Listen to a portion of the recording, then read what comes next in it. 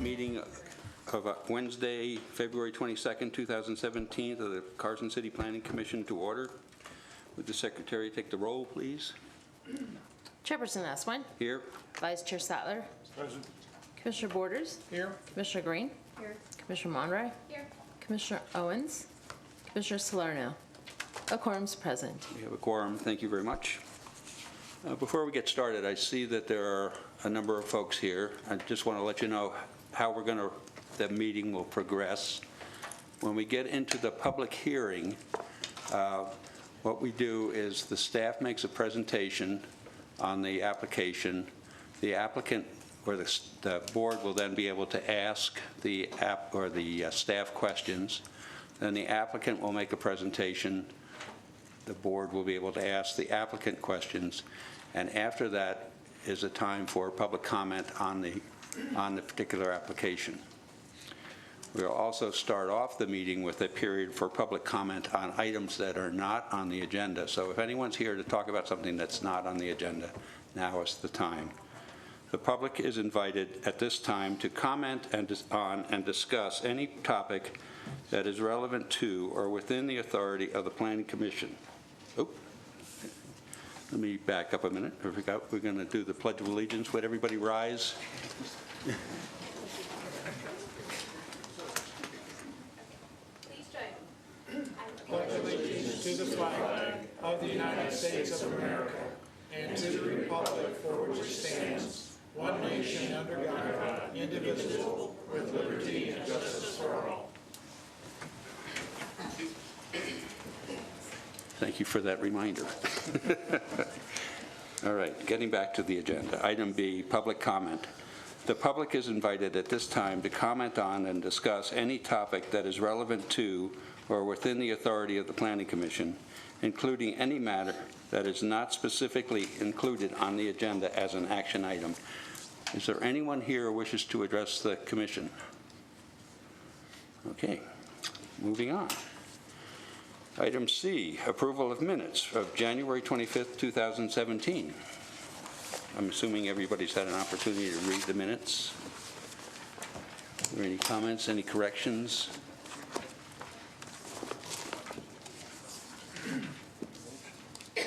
I will accept a motion. I'll make a motion to accept the minutes as written. Okay, we have a motion. And I'll second that. A second by Mr. Green. Any further discussion on the minutes of January 25th, 2017? Hearing none, ask for the vote. All those in favor of approval signify by saying aye. Aye. Opposed? 2 absent.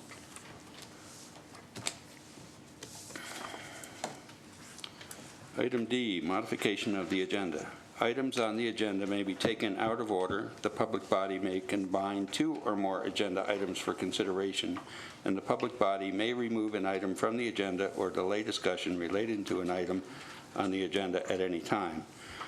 We're going to hear items F1 and F2 together, but we will vote on the items separately. But just so you know, when we get to items F1 and F2, any public comment will be accepted on either one of those items.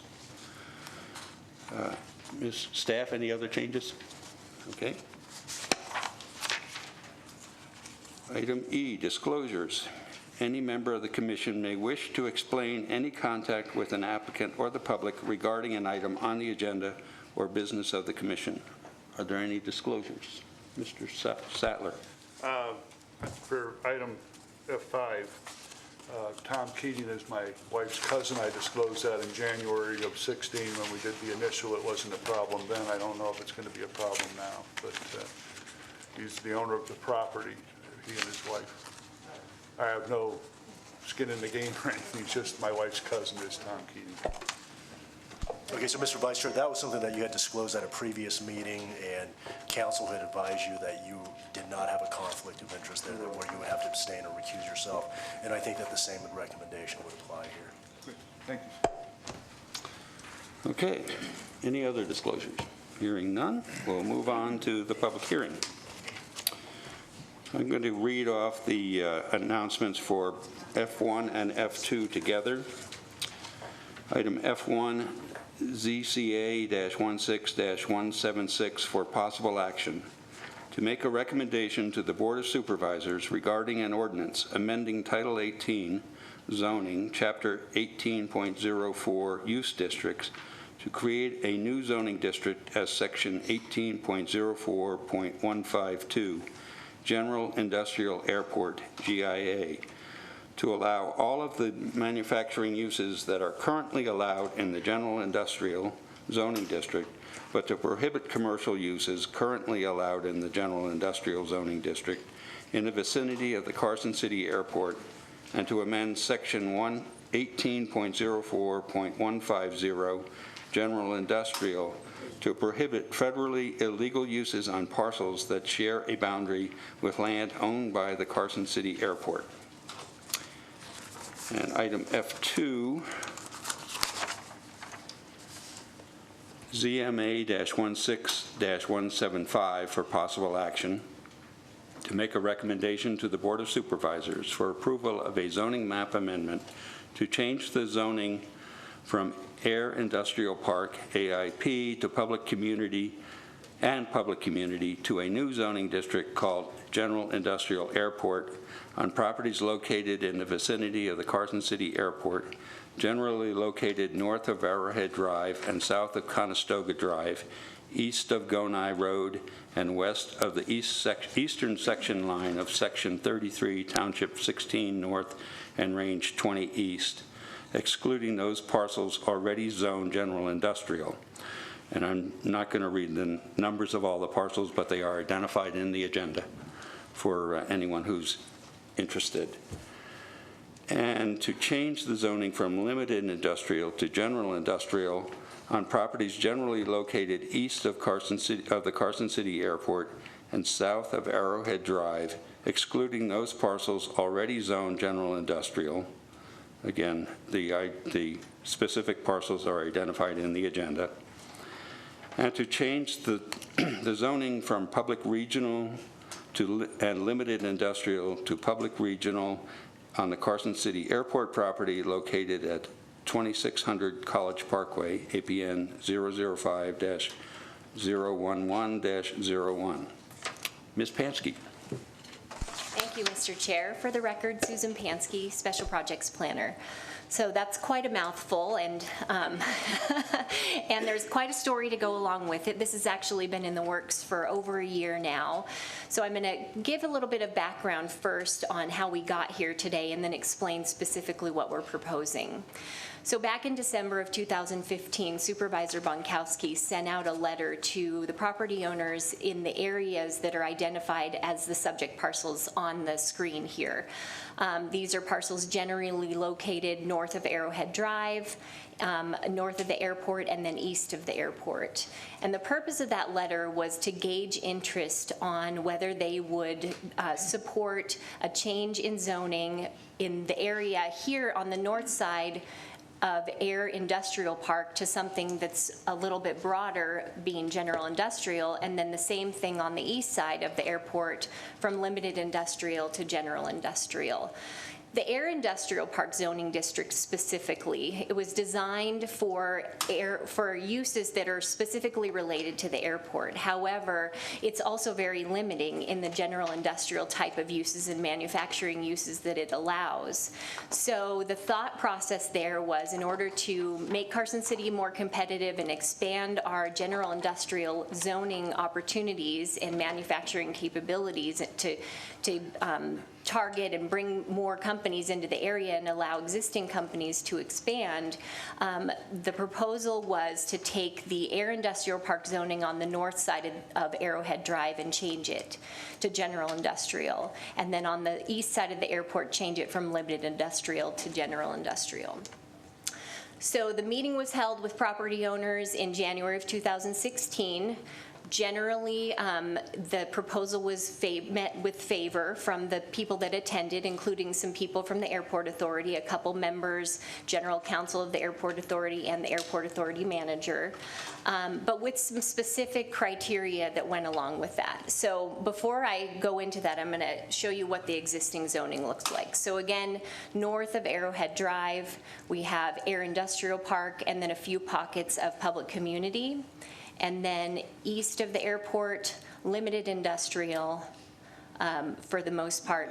And then as staff was looking at this proposal, we realized that there's a section of the airport right here in the hatched area that is currently zoned limited industrial, and that's on the airport property. So the airport property itself has a split zone on it, and if we can avoid it, we don't really like split zoning, so we figured this would be a good opportunity to clean that up. And the reason why that's important for me to mention today, not only because it's a part of it, but because I've received several calls from people on the south side of the airport who were noticed as a part of this proposal. We sent out 759 notices because of the size and scope of what we're doing here. So I've received several calls from people on the south side of the airport asking what's going on. The reality is that because this airport parcel is so big, it's over 250 acres, the size of our noticing radius was very, very large. What's really going on here is we're proposing changes in the zoning on the north side of the airport, and that's it. There's nothing happening on the south side, but because of how the boundary goes on the south side, everyone on the south side of College Parkway got noticed, people in residential areas, and so I just wanted to clarify that for the record. So back to the meeting in January of 2016. Supervisor Ronkowski proposed this. Everyone was generally in favor, but a couple concerns came up. One was, we're all in favor of expanding the general industrial zoning in this area, but general industrial zoning allows retail and standard commercial uses, so restaurants, retail stores, and things like that. This is really not an area appropriate for that, so we really don't want that zoning. And Air Industrial Park does not allow that zoning right now. So the idea was, okay, we can change it to general industrial, we'll take the commercial part out.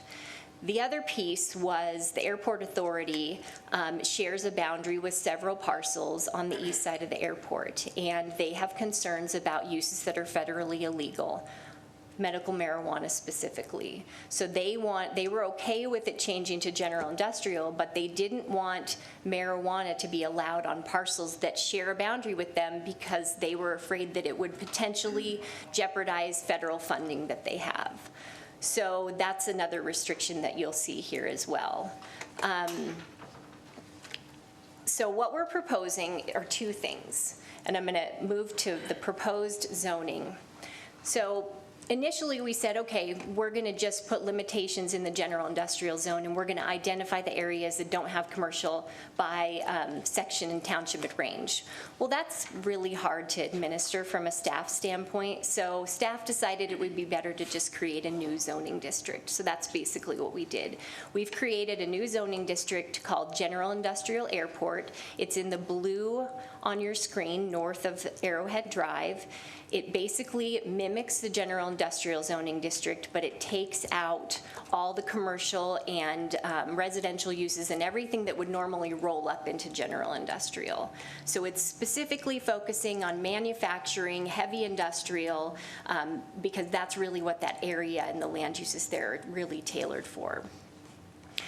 The other side, on the east side of the airport in the green, would be standard general industrial, but with the limitation on any parcels that share a border with the airport, they would not allow uses that are federally illegal. So that's another text amendment that's being proposed. And then the zoning changing from limited industrial to general industrial. And then finally, in the yellow, we would be changing that section of limited industrial from limited industrial to public regional to clean up the zoning on the airport parcel. You did receive some late material on this item on, I think it was Tuesday. The Airport Authority heard this item last Wednesday night after this staff report had already been published. They did vote in favor of recommending approval by a vote of 6-1. That concludes my presentation, and I'm happy to answer questions if you have them. Thank you. Anyone have any questions for staff? Mr. Sattler? I know at one point, one of the grow facilities that we approved was off Arrowhead Drive. I don't know if it's still being tentatively planned or whatever. It's coming down towards the gun range on the south side, actually, of Arrowhead. So I don't know if that would be affected by this or not. That is correct, and it's not affected by that, and I'll actually identify, there are 5 parcels right here along Arrowhead that are already zoned general industrial, and one of those parcels has an existing grow facility, and then you'll be seeing a proposal for another one shortly. Any other questions for staff? Okay. So I'm assuming that because this is a city proposal, that there is no other presentation by an applicant, that the city's the applicant, and we're doing it. That's correct. Okay. Is there anyone from the public who is here to address this item? Sure. Okay. Please step forward and state your name at the, Sure. Steve Mays, I live over on Apollo. get to the microphone first, Oh, you please. can't hear me? Yeah. Okay. Steve Mays, I live over on Apollo, and I have 2 concerns as far as it being general. One is, as a pilot, light pollution from the stuff that's closest to the airport. Do you guys have some sort of a boundary for light pollution? Like a dark sky requirement or anything? Lee, do you want to answer that? We have lighting requirements and dark sky, quote-unquote, dark sky requirements on all development, whether light industrial or general industrial. Okay, because it affects a pilot's eyesight, and we have a lot of dark space that we fly into. That's why I question it. As long as you got something in place for that, so that there's no white light being projected onto the airport, then I'm okay. Okay. And the other one is noise? What do you guys plan on putting there? As far as what was the up against Arrowhead. You know, I'm sorry, what was the question?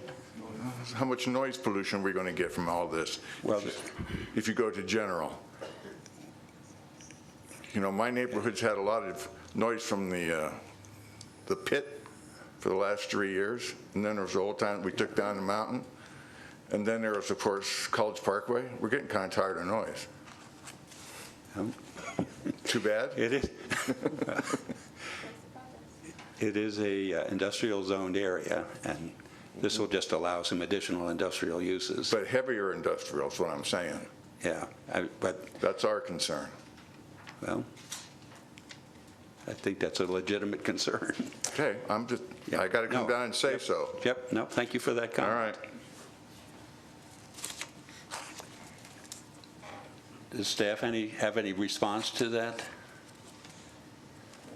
In most cases, when there are uses that have significant noise or light pollution or things like that, we have provisions in place through either a special use permit process for whatever that heavier use might be within the industrial zone. And we also, of course, have our Carson Connect complaint process so that if there are concerns that are specifically coming from a use, then we can go out and address those as we are made aware of them. Okay, thank you.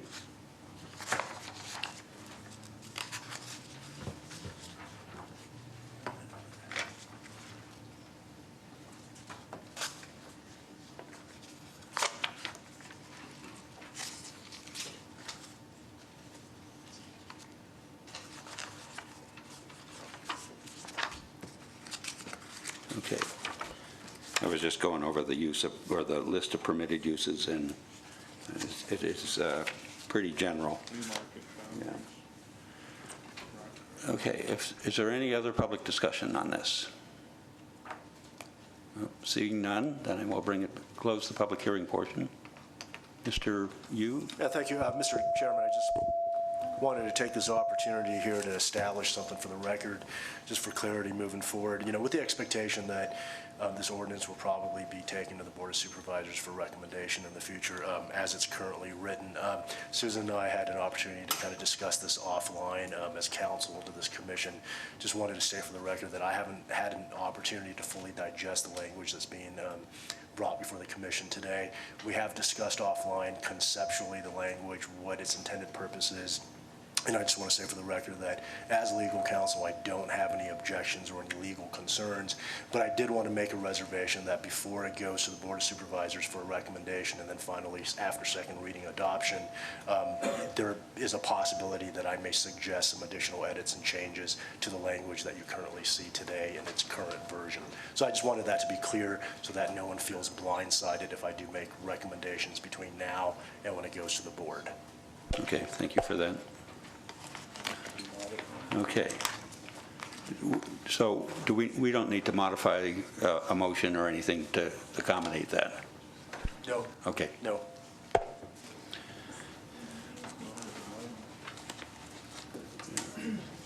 Okay, I'm going to close the public hearing portion of this item, bring it back to the commission for discussion and consideration.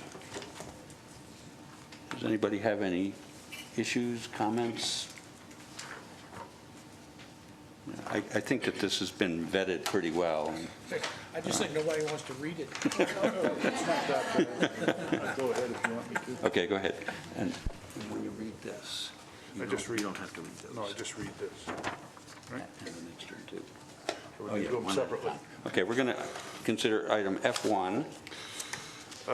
Zoning Code Amendment recommended motion. I move to recommend to the Board of Supervisors approval of an ordinance amending Title 18 zoning, Chapter 18.04, Use District, Section 18.04.010, district established to add a new zoning district, General Industrial Airport, to the list of industrial districts, amending Section 18.04.150, General Industrial, to prohibit federal illegal uses of parcels that share a boundary with land owned by the Carson City Airport, adding a new section 18.04.152, General Industrial Airport, to create a new zoning district in the vicinity of the Carson City Airport, allowing manufacturing use allowed in the General Industrial Zoning District, but prohibiting all commercial use allowed in General Industrial Zoning District, and amending Section 18.04.195,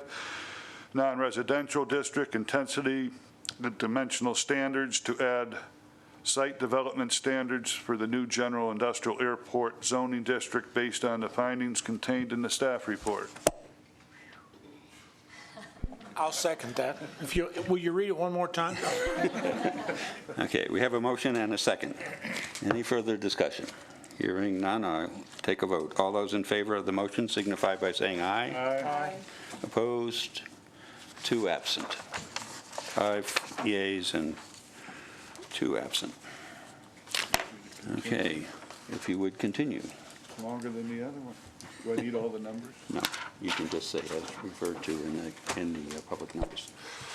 Zoning map amendment recommended motion. I move to recommend to the Board of Supervisors approval of a zoning map amendment to change the zoning from Air Industrial Park to Public Community and General Industrial Airport on properties located in the vicinity of the Carson Airport, generally located north of Arrowhead Drive and south of Conestoga Drive, east of Gonai Road, and west of the eastern section line of Section 33, Township 16, north and Range 20 east, excluding parcels already zoned general industrial, referenced below, to change the zoning from limited industrial to general industrial on properties generally located east of the Carson City Airport and south of Arrowhead Drive, excluding those parcels already zoned general industrial, APN numbers referenced, and to change the zoning from public regional to limited industrial for public regional to Carson City Airport property located at 2600 College Parkway, APN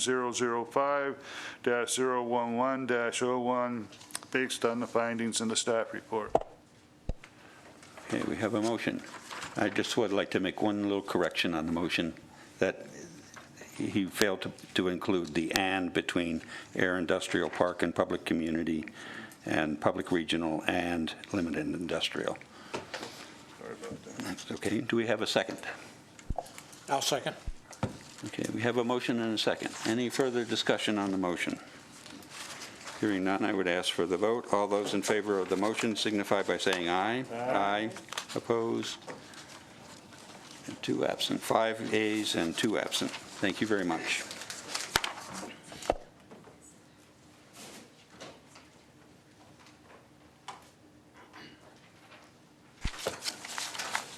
Moving on to item F3, SUP-17-004 for possible action. To consider a request for a special use permit from Golden Gate Petroleum of Nevada, agent Yesco LLC, property owners Golden Gate Petroleum of Nevada, Carson Land Holdings, and Waterloo LLC, to allow a freeway-oriented sign on property zone general commercial located at 2651 Highway 50 East, North Lampa Lane, and 1580 North Lampa Lane, APN 008-153-02-03-04-07 and -08. Staff?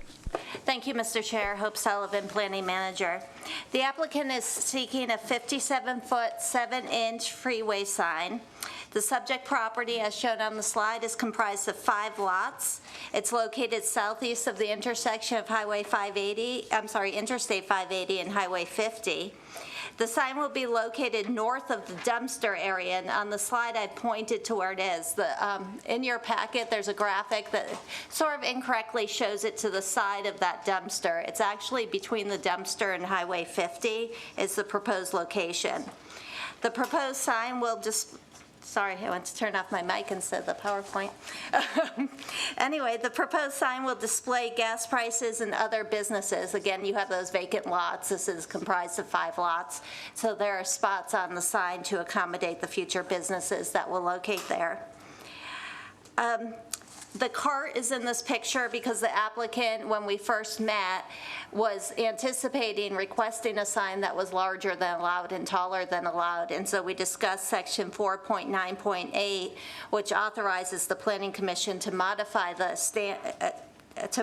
standards for the freeway sign, similar to what occurred with Maverick. And you'll recall Maverick incorporated some art that complemented the freeway art. So the applicant included that cart as a demonstration of how they would include art as well.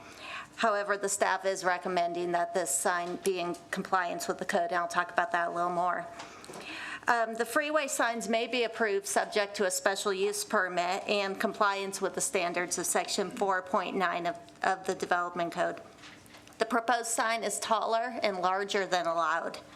In terms of sign area, the sign is allowed to be 274 square feet, and it's proposed to be 464 square feet. By way of comparison, the Maverick sign that you recently approved as a freeway sign is 144 square feet. The sign is also taller than allowed. The height of this sign is a derivative of the distance from the residentially zoned land. The residentially zoned land is approximately 457 feet away, which means the sign is allowed to be 45.7 feet tall. And I'll note there's a mistake on really early in the staff report where the staff writes that it's allowed to be 47 feet 7 inches. It's actually it's allowed to be 45.7 feet tall. And again, the applicant is seeking a sign that's 57 feet 7 inches. The Maverick, by way of comparison, was approved at 47 feet. Section 4.95A of the code says the sign shall be no higher than reasonably necessary in order for the sign copy to be visible from a vehicle approaching on the same side of on the same side of the freeway. The applicant has submitted photo simulations, and in the photo simulations, and these are in your packet, you'll see this is with a 57-foot 7-inch tall sign. This is taken from the same vantage point with the 47-foot 7-inch sign, because what the code says is they have to show the simulations in 10-foot increments. Again, another photo sim at 57 feet 7 inches, and the same location at the 47 feet 7 inches. So staff does feel like the sign will be visible from the same side of the freeway at the compliant height of 45.7 feet. In order to issue the special use permit, you do need to make 7 findings of fact. Finding 5 speaks specifically to meeting the standards of the code. And so when staff is recommending a sign that does meet the requirements of the code, which is a derivative of the overall lot size of the combined 5 lots, and of meeting the height requirements of the code, which is a derivative of the distance from the residentially zoned property, we feel like if those conditions were met, then you would be able to make finding 5. Having said that, I will point out to the commission that section 4.98 does give the commission the authority to make modifications and allow alternatives to the standards when the sign incorporates special design features or unique architectural elements that represent a superior quality. And that was the section you used in the case of Maverick, because Maverick didn't have the minimum 3 acres. I'll also point out that the same code section that says that where a reduction setback from a residential property is proposed, evidence that the residents within the area will be screened from view of the sign by means such as a freeway, sound walls, buildings, or other features, you must be able to make that finding. Having been in the field, I did not see how that finding would be met. The applicant is proposing a V-shaped sign to minimize the spillover light onto the residential units or on the residentially zoned land, but the screening would not be achieved by a freeway, a sound wall, buildings, or other features. So that is my presentation. I'm happy to answer any questions, and Tom Weatherby of YESCO is present, and he has a presentation as well. Okay, thank you. Any questions for staff? Okay, would the applicant come forward and make your presentation? I'm going to be over here.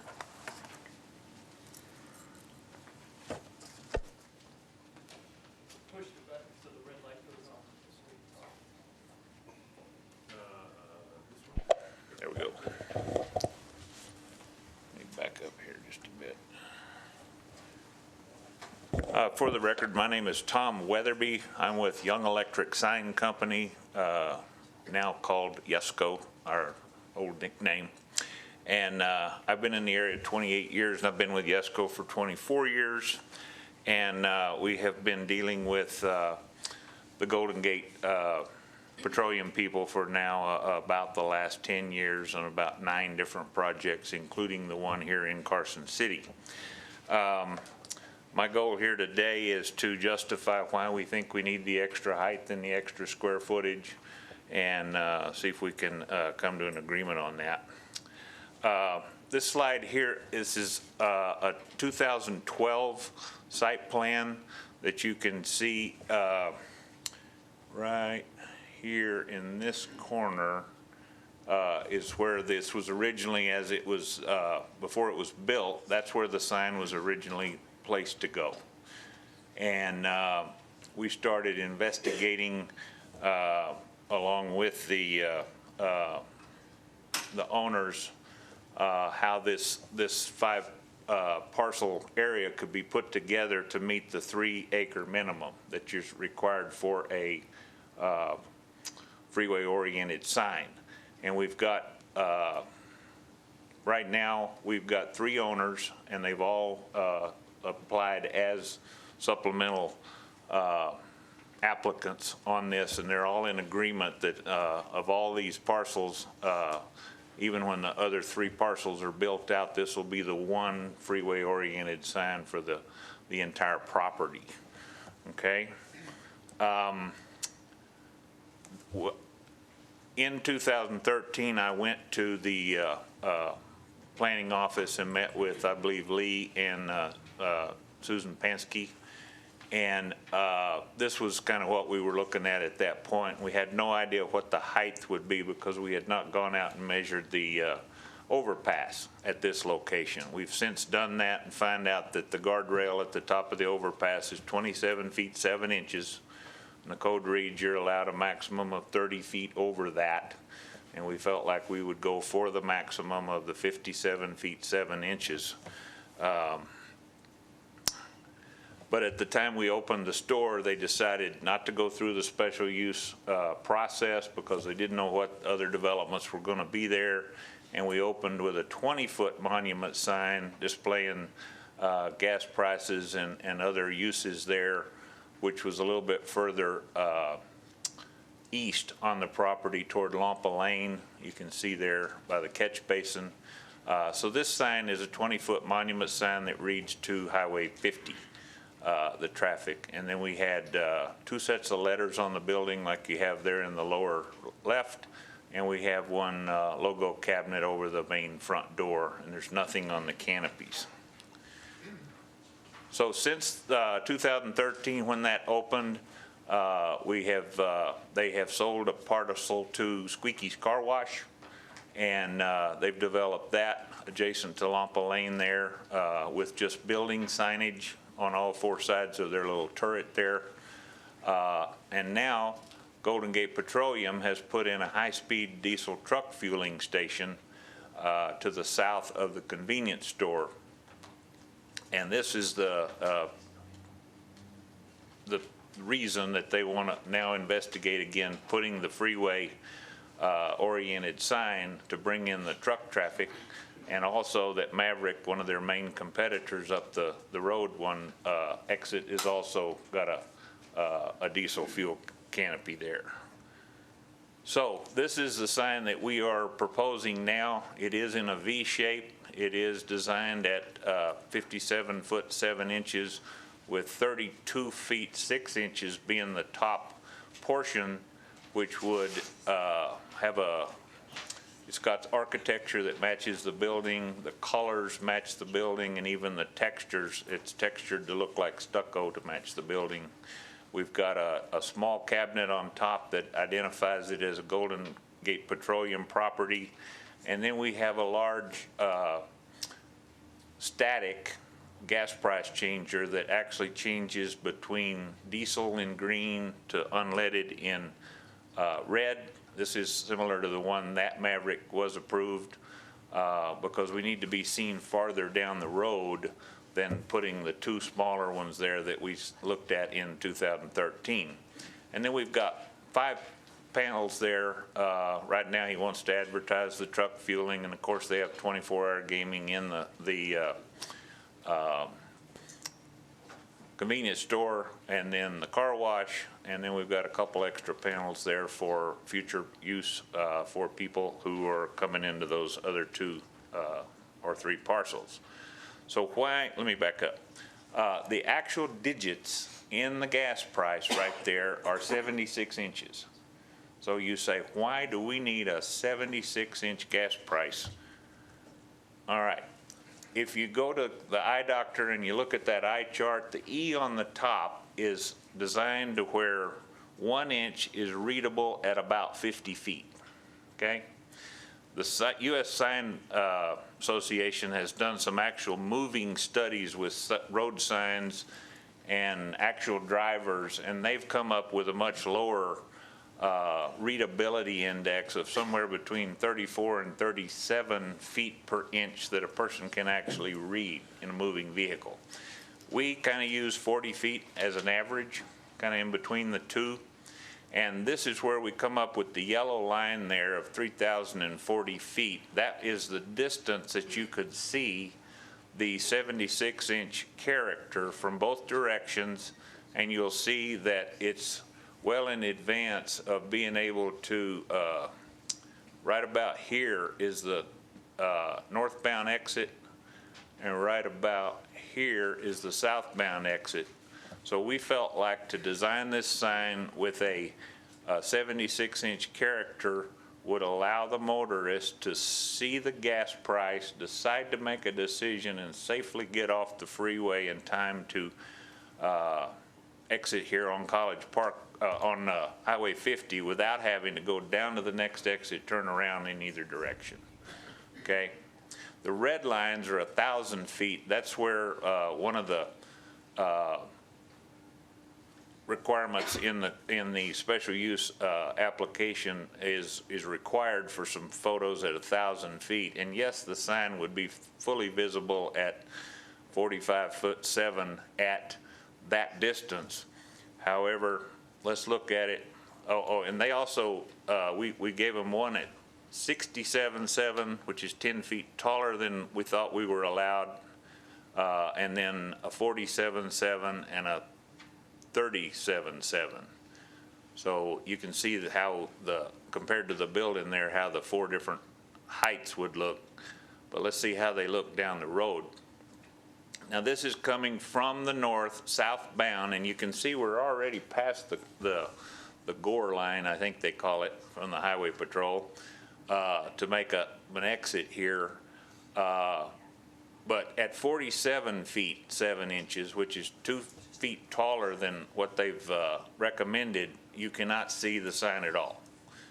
What you see there is a little bit of our flagging that we were doing. You can see our crane stick up in the air there, and about 10 feet of the sign at the 57 foot. This would be at the 57 foot 7 inch level, and this would be at the 67 foot 7 inch level from the north, from the exit. And you can still see there, you're only able to see most of the gas prices and none of the area down below. Now from the south, this is approximately the 3,040 foot mark, where we could start reading that 76 inch gas price. And this is at the 47 foot 7 inch height, would be 2 feet lower than that, which only about half of the gas price would be available at that point. At 57.7, you can see all the gas price and maybe the first 2 panels on the lower sign, and at 67.7 you can see the entire sign at that distance. Okay, so summarizing from the north, the 45 foot 7 recommended is not visible at all. The 57.7, we get the name only from the top, but not the gas price. And to get the full gas price, we need 67.7. And from the south going north, about half of the price is visible at 45.7. At 57.7, the price and 3 of the ad panels are visible, and at 67.7, the entire sign's visible. As Hope mentioned, the reason they have put us down at 45.7 is because of our distance from the multifamily residential to the southeast of the sign. We're only at 457 feet there. And as you can see from the 2 photos, the gas station or the convenience store obscures part of it, as does the car wash. I'd like to note that the car wash also has signs on it that are illuminated, I believe, on this side and this side, which that's much closer to the multifamily zoning, and also the additional lots to the south that will eventually be developed will be closer to the multifamily zoning. So at this location, we're getting this sign as far away from the multifamily as possible for all uses, okay? Now again, we have, if you see in the upper right-hand corner, we've tried to make this sign into somewhat of a V and still have a closed back. I believe the code allows us to go out to 30 degrees to even further take that face that's facing south so that it's not pointing directly toward the multifamily. It'd be pointing more at the freeway. If we go back to this area here, I'd be looking straight at the sign now, whereas the multifamily is about 45 degrees off to the right. And from the manufacturer of the LED display, he told me that the brightness at a 45-degree angle from center is reduced to about 50% of the original output. So we feel like with the degradation of the light from the LED at the angles and making a V on the sign, we're doing as much as we can without building a wall between the property and the residential that we can. Okay.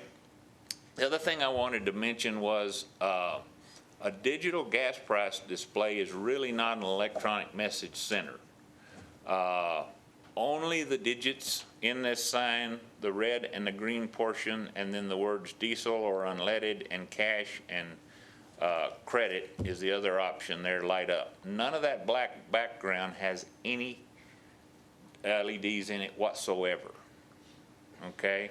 The other part of the sign also is required to have opaque backgrounds, which means the green areas and the red area would be opaque, and only the copy would light up at night. So we feel like that also, by the code, minimizes a lot of the light that would be coming out of this sign at night. Now, I've got a little video here, if I can make it work, to show you exactly what one of these looks like, changing back and forth. Let's see, I think I can go here.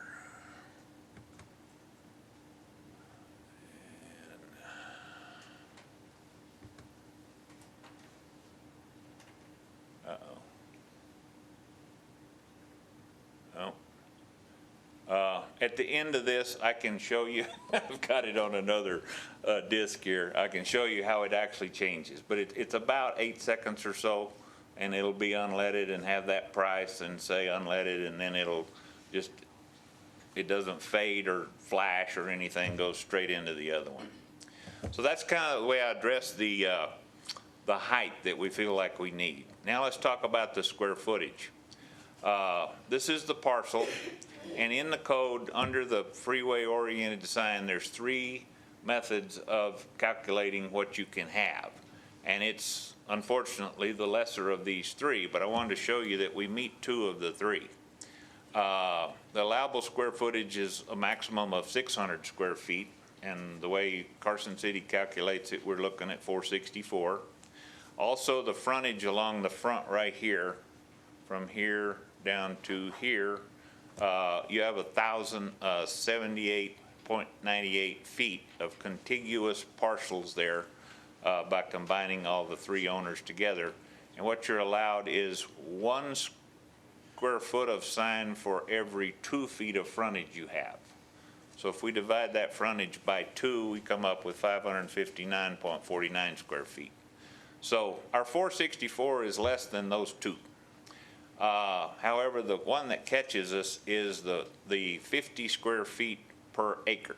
We only have 5.46 acres, which would allow us the 273 or 274 as the staff's allowed. And as you can see from looking back at that other sign, I don't believe we'd be allowed to have any area. First off, we wouldn't have a digital gas price changer that was large enough to read from a safe distance to make an exit, and we wouldn't be able to advertise the other businesses. So the way Carson City does calculate square footage is they don't look at the framework around the sign and the architectural embellishments or the legs. They look just simply at the faces. And this is where we came up with the 464 square feet. However, since not all of that lights up, if you again just boxed off the copy areas and looked at that rather than the entire area there, you could cut that down to and say this was a 328 square foot sign, okay? Now, lastly, I'm going to show you what Reno, Sparks, and Washoe County have recently changed their codes to go off the actual geographic square footage of the letters themselves. So like in the big 8s there, you wouldn't count the area in between them, you wouldn't count the middles of the numerals and that sort of thing, which this would knock this down to 134 square feet of actual illuminated area at night. Okay? That's all that's going to light up at night is 135 square feet of the sign. Okay, so advertising. Every time I say sign, think about advertising, because that's what we're trying to do, is advertise the goods and services for as many as 6 to 7 different businesses on these 5 parcels. So right now we've got a convenience store with a consumer fuel island, a high-speed diesel fuel island, and a car wash, and we've got 3 additional parcels that could be 1 to 3 additional businesses, which would not be allowed to apply for a freeway-oriented sign. You're not going to have 5 of these things right on this parcel. Everybody's going to use this one, and everybody then on each parcel would be allowed to have the signage that they are allowed, just from building signage and possibly a 20-foot monument somewhere on the property. Again, back to Hope mentioned our artwork that we tried to put in here. When we met with Lee and Hope earlier, she told me about, you know, I think we meet the architectural requirements. We have a top on the building, on the sign here, that matches the building. Again, we use the colors of the building, the textures of the building. But adjacent to this intersection is the artwork of a train station. And on this particular side, on the east side of the overpass, we've got a bunch of guys here chopping the timbers that are going to become cross ties. And so we took that as something we could use in our area, and we have located an actual antique log wagon that was used to haul logs to the sawmills, and the applicants willing to purchase this, load it with logs, and again, we can place it at the base of the sign and secure it. And I'll show you some landscaping. One of the comments from Parks and Rec, I think, was that they wanted to build up the area where the wagon would sit. And as you can see, this is the existing landscaping. It already does have the native plants similar to what's out here in the NDOT right-of-way. Right in this area here, in this gravel area, is where the sign would go, and you can see that it slopes down all the way back down to 50. So this sign would be up in this area here, right in front of the trash enclosure, and then we could have the wagon right here, and it's even kind of tilted, just like we've shown it in the photo simulation here, so that you could get a real good look at it from everybody looking at it on Highway 50 there. It also talked about if we had to remove any landscaping. I think the only thing we might have to do is if we have to bring an excavator down the side of the building here to dig the footings in this area, we would, of course, replace anything that we had to take out. And then there was a mention of some fence that was not in the picture, so this is actually at grade level. I'm standing on the sidewalk down at the on Highway 50 along here, and you can see that it slopes upwards all the way to where the sign would be. Uh-oh, wrong thingy. Okay, so Hope read the quote, was it 4.9.8, I believe? You're probably right. I'm not sure. Anyway, the last section of the freeway-oriented sign allows you, as the commissioners, to do modification and alternatives. And the actual said the commission may approve modifications or alternative to these when freeway-oriented signs standards when the proposed sign incorporates special design features or unique architectural elements that represent superior quality. I feel like we've met that. And such modifications or alternatives are consistent with the intent of these standards and will result in conditions that are commensurate with or superior to the standards. I think we've gone out of the way to build a good-looking sign that meets the artistic and the historical elements, and done as much as we can to protect the folks over in the residential area. So one of the following needs to be present. The first one, an individual assessment revealed the existence of extraordinary conditions, including topography. So we looked at the distances from where the sign would be visible, and the freeway does undulate quite a bit and curves quite a bit coming in to both sides. Land ownership, we've got all three landowners agreeing to the sign. The adjacent development would be the 2 or 3 additional parcels to the south. I don't believe there's any vacant land to the east. There is some to the north. The parcel configuration lends itself to a long frontage. Number 2, the proposed or existing development exhibits unique characteristics of land use, architectural style. We talked about the site location is as far from residential as we can get it. The physical scale is necessary to achieve the visibility from the freeway.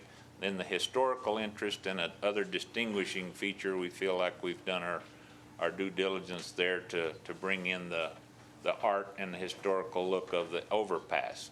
The last one is where a reduction in the required setback from the residential property is proposed, evidence that the residents within the setback area will be screened from view of the sign by other means such as a freeway sound wall, building, or other features. The V shape is the only thing we can see there that we can do to help that, and we feel like it would be sufficient.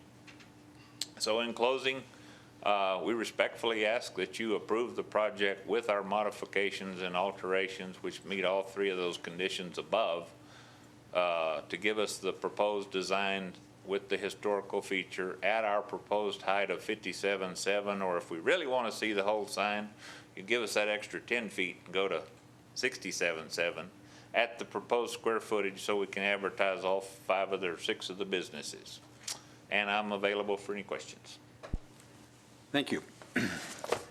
Anyone on the commission have any questions for the applicant?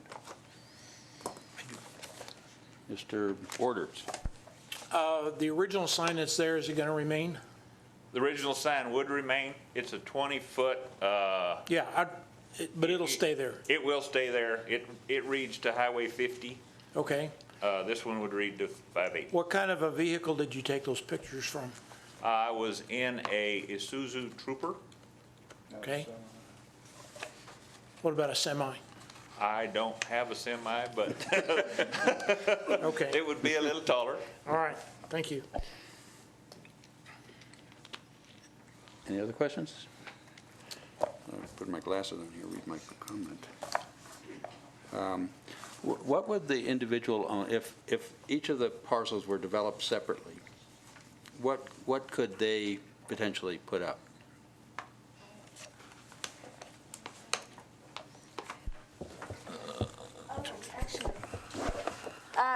The freeway sign doesn't compromise the amount of signage you can have on each specific site area. So the freeway sign is in addition to the allowable signage.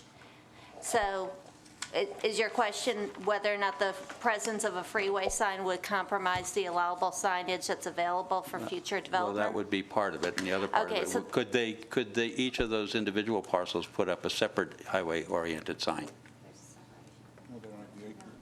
No, they could not set up a highway-oriented sign. It would be, they would have the ability, based on their permitted sign area, to have a freestanding sign on North Lampa Lane on the. Okay, that was my question. I've got the square footages of each one. I mean, yeah, you're looking at 1.1 acre, 1.27 acres, and 1 acre.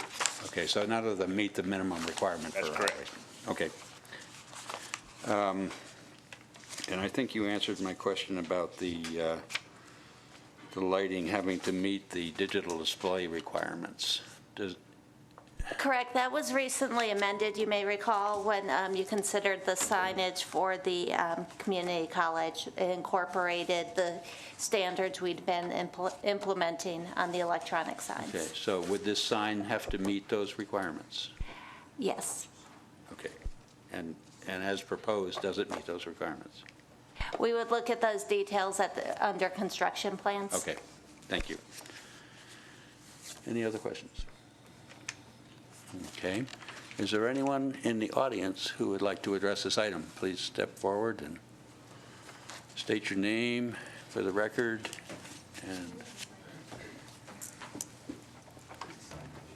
And is there a sign-in sheet up there?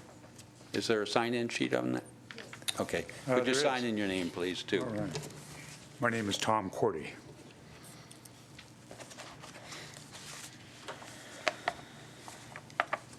Don't have any more questions for me or need to see any more? We might. Okay. I want you to stay there because we might want you to bring up a slide again. Again, my name is Tom Cordy. I'm a real estate broker. I've been a broker in Nevada since 1977, and I represent Golden Gate Petroleum in site selection in Nevada for their convenience food and gas stores. The current site was purchased about 3 years ago with additional land to develop. Since opening, Golden Gate Petroleum has sold land for a car wash and has more recently developed the card lock for diesel and gasoline sales separate from the typical fueling islands of the station. It's always been the intent of Golden Gate Petroleum to install a sign advertising gasoline prices as well as additional uses such as a car wash and to be seen from the freeway. The land to the south of the station is owned by another party and will be developed in the future as growth continues in this area. The sign as proposed by Golden Gate Petroleum is critical to not only the competitive market in this area, but also will be used to market the adjoining additional vacant land. When that land is developed, those new businesses will advertise on the sign as well. At a lower height or with less square footage, a sign will not be effective for any of these businesses. There is a tremendous cost involved in building and installing this sign, and there is no reason to install an expensive sign unless it is really effective as an advertising tool. This is a highly competitive business, as referenced by Maverick building east on Highway 50 and also additional construction to the north. I'm requesting that you approve the sign as designed. Thank you. Thank you. Is there anyone else? Please step forward.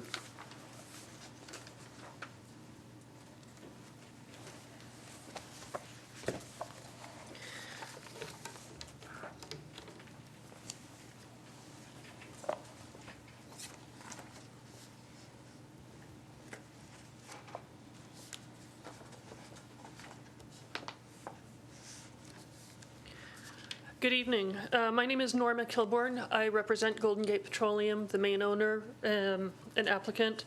I'd like to first read a statement by Dennis O'Keefe, the owner of Golden Gate Petroleum, who unfortunately could not be here this evening. He would like to convey that a visible sign is a public service promoting driver safety. A visible sign would also lead to increased business and tax revenue for Carson City. Signs that are visible and placed in key locations are useful to motorists for safety reasons, especially to travelers unfamiliar with a given geographic location. For example, signs are strategically placed along the freeway to communicate quickly where food, lodging, gas, hospital, and emergency services can be found. Our station on Exit 39 provides food and gas for most vehicles, and now with the addition of the truck terminal, provides a safe location for semi-truck drivers can stop without having to fight hunger, fatigue, or risk running out of fuel trying to reach their next fueling location. A service station that now serves big rigs gives all drivers an opportunity to get off the road if necessary, thus avoiding accidents and driving in hazardous conditions. This makes the freeways safer for everyone. However, are motorists going to know where these stations can be found? That a Golden Gate station provides food, gas, rest without a visible sign pointing the way? A 57-foot sign may sound extreme, but not when you consider that the Golden Gate station sits 30 feet below the freeway. Therefore, half of the 60-foot sign would never be visible. According to a sign visibility analysis by YESCO, a company that's been in the business for almost 100 years, average signs along most freeways are 30 feet tall for optimal visibility from ground level. Optimal visibility is the height at which signs can be seen by drivers at a distance which provides ample time to consider, plan, and execute an exit without cutting off your freeway drivers. Therefore, a sign of this height is the minimum height needed for optimal visibility. Increased visibility leads to increased business and increased tax revenue for Carson City. In summary, signs serve a purpose, especially those far-reaching and continuous benefits for drivers and the community of Carson City. On behalf of Dennis O'Keefe, thank you for your time. I'd like to read a second statement.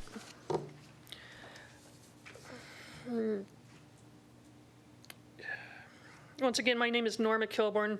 I'm the controller for Golden Gate Petroleum. I've been with the company for a little over 5 years. We purchased the land in 2003 and invested $2.35 million in the development of this business in 2013. During the last quarter of 2016, we added the diesel fueling island for almost another $1 million. This is our commitment to Carson City. It is not something that we take lightly. The advertisement that we are proposing will allow us to double the volume of fuel that we are selling at this station. In 2015 and 2016, the location sold just over 2 million gallons of fuel each year. For each gallon sold, that's 51 cents of tax revenue back into the state and local coffers. By doubling our ability in advertising the location, we would be able to double the tax revenue coming back into Carson City that we could provide.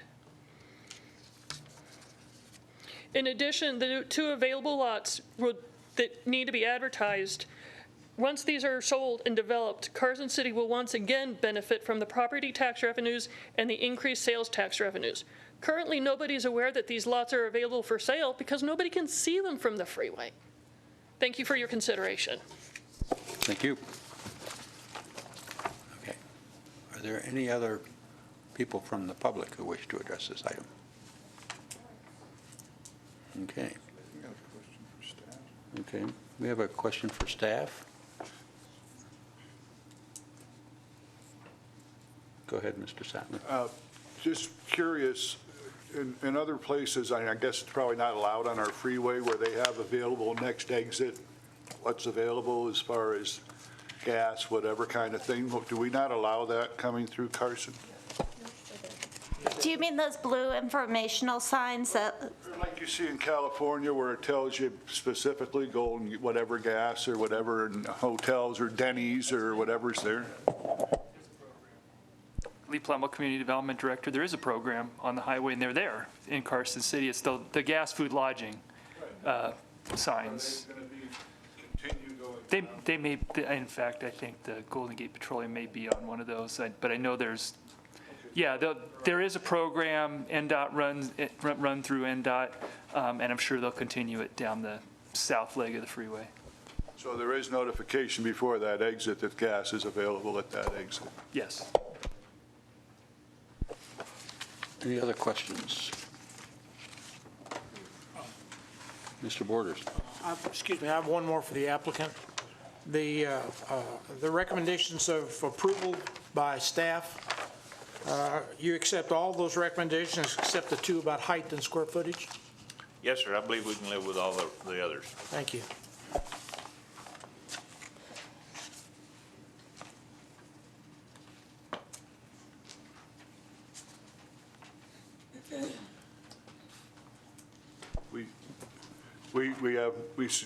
Mainly it's because of the residents and how close it is, but we have no way of telling how that light would affect those residences until that sign were to be put in, correct?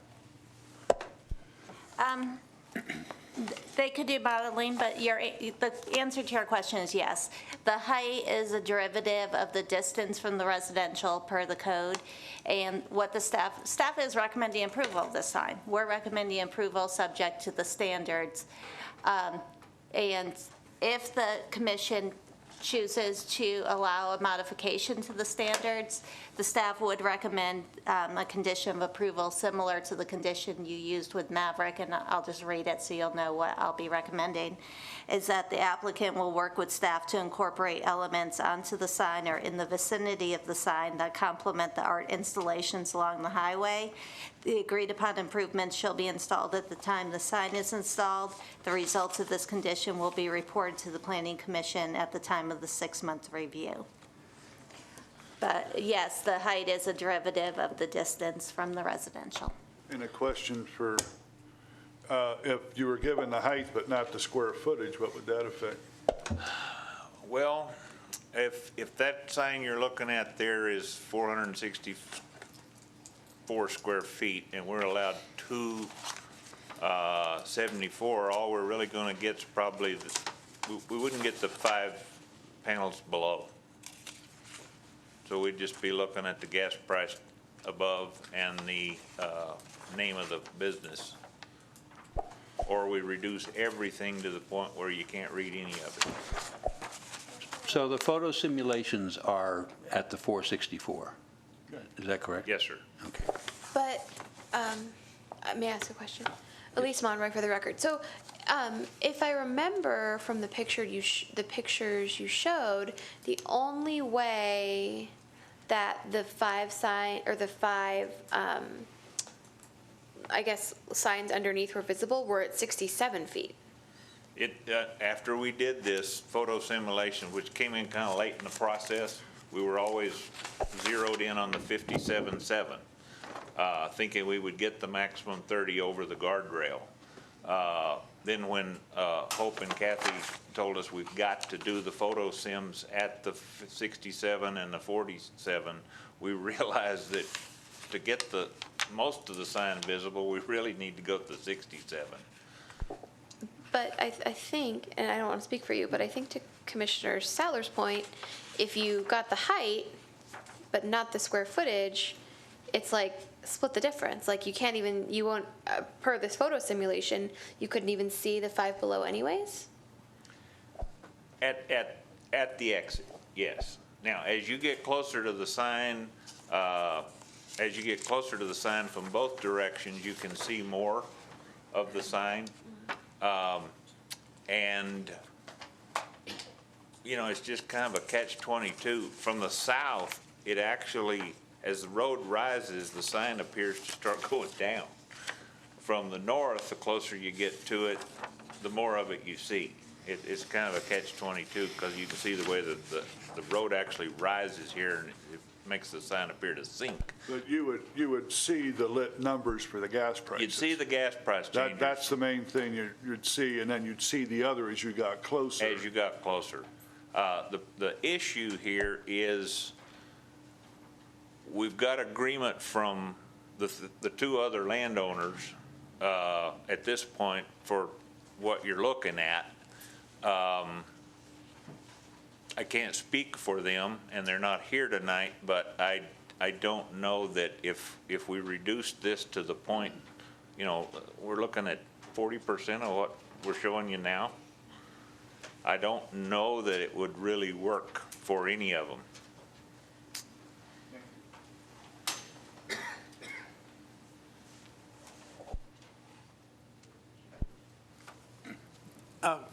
One of the things that continues to bother me is the whole concept of finding a gas station has changed. NDOT's got a sign up 2 miles ahead that says it's coming up. I look on my dashboard and it says, oh, by the way, there's 3 gas stations up here. All you really need the sign for, if I thought I was going to get off at this location to get gas, is to find out where the hell it is. And almost any sign would do that. If I'm a truck driver, I already know where I'm going to stop.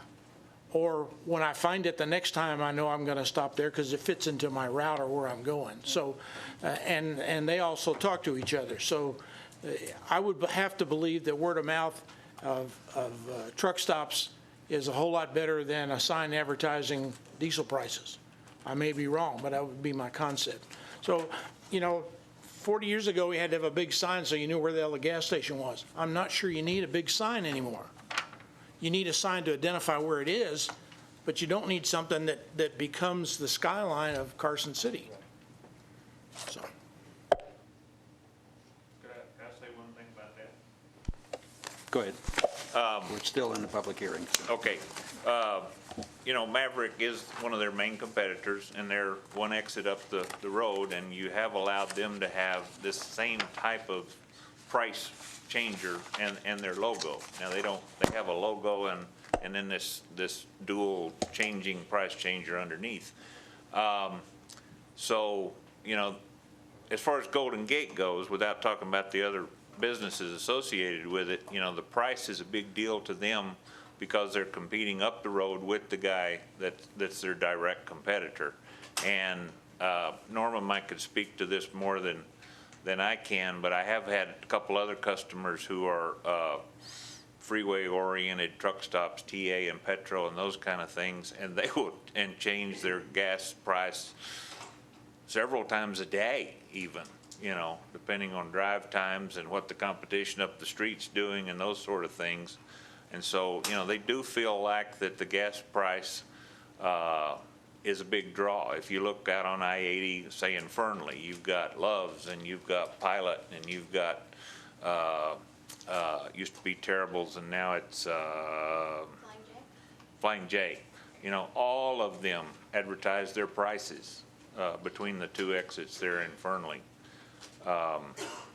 I think it's important in the petroleum business specifically to know what they're paying for the gas. This is an aside, but in light of that, would a truck driver who drives by and sees the 388 for diesel fuel at the Golden Gate Petroleum say, oh, well, maybe I can get a better price at Maverick, and then find out that it's $4 at Maverick and get off the interstate and turn around and come back? I would if I had to buy 500 gallons. And again, Maverick did it with just a different height. They still have, the sign was within code, correct? They had less than 3 acres. My recollection is it was 2.87 acres, but the height and the size met the limitations. And I still, because of the people living, you look at finding number 2 will not be detrimental to the use or peaceful enjoyment, economic value, or development of surrounding properties in the general neighborhood. That's just difficult. Hope, do the apartments that we're looking at, do they have windows on the end wall? The wall facing Highway 50? Yeah. Yes, they do, and they had balconies, is my recollection. Oh, okay. Because that's not apparent from the picture here, but on page P10, you get the best view of it, and P11. I think that those apartment buildings are further south than the station itself. Right, the station's here, the apartments are way Yeah. down here. Yeah. And Those are balconies, I think, off the back. I think that's the parking Oh, lot, okay. the Oh, entrances. this is what I was looking at here. Okay, so I don't see. They're that. here Yeah. and Yep, they're here. Yep. And this is a funeral home here, I think. Yep. Yeah. Okay. Never mind. Answered my question. Okay. Unless there's any further public comment, I'm going to close the public hearing portion of this and bring it back to the commission for discussion and consideration. Ms. Monroy, any comments, any observations that you'd like to? Usually I have lots to say.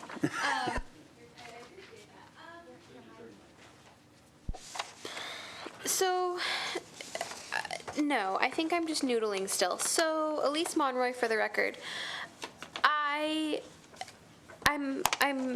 understand Commissioner Border's comments, and I agree regarding we find our fuel differently now, but I'm also sensitive to the fact that the 50, so I think the 57, it's definitely easier to see, and I'm sensitive to the fact that it's a driver safety issue, so if someone wants to get off, especially if it's a big truck, you can make the decision earlier if you can see it. I would have appreciated, because my sense was that the applicant, that they're wanting to drive business from big rigs. I think it would have been helpful to see a photo simulation from a big rig, to see if maybe at 47, you're sitting up a little higher, maybe you can see further. So I'd like to hear the commission's discussion, that maybe that will help me make up my mind. Okay, Mr. Sattler. I'm not in favor of both in any way, the size and the height. That's why I kind of tossed out the sign size being standard and maybe giving them some more height if we had to get it a little more visible. But again, I'm concerned, I mean, he mentioned that, you know, an eye chart at 50 feet, but eye charts aren't lit and aren't fluorescent, you know, so it's, you see those lights from quite a ways off. You can see it's a gas station. You're going to be able to read the price, but as far as, I want to still support staff possibly on the whole thing, but at least on the code size of the sign. Thank you. Ms. Green.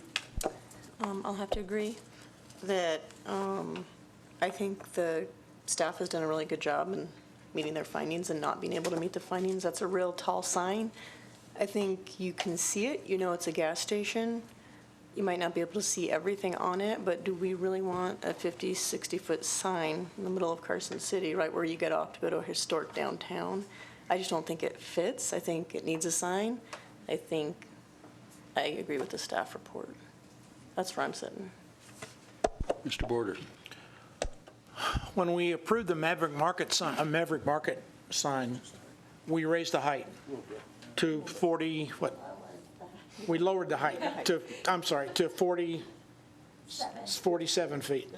But they wanted a higher sign. So we came to 47. And we said, gee, you know, what's the highway going to look like? So now we've gone from 47 to 57. All right, now 47 is not good enough, 57 is good enough. Does that mean that next month, at the next interchange, it's 67, not 57, and at the one after that, it's 97, not 87? I just don't know where we go, and I think that, you know, we have to hold up to the codes that we have and what we're saying. All I got. Okay, thank you. And what affects that too is I'm not sure how far Maverick was below the freeway, but I know they were asking like 67 or 57 feet when they started, and we just said, no, it can't be done, so.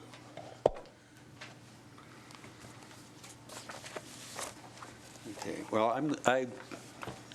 I will say that I have to agree with the staff report,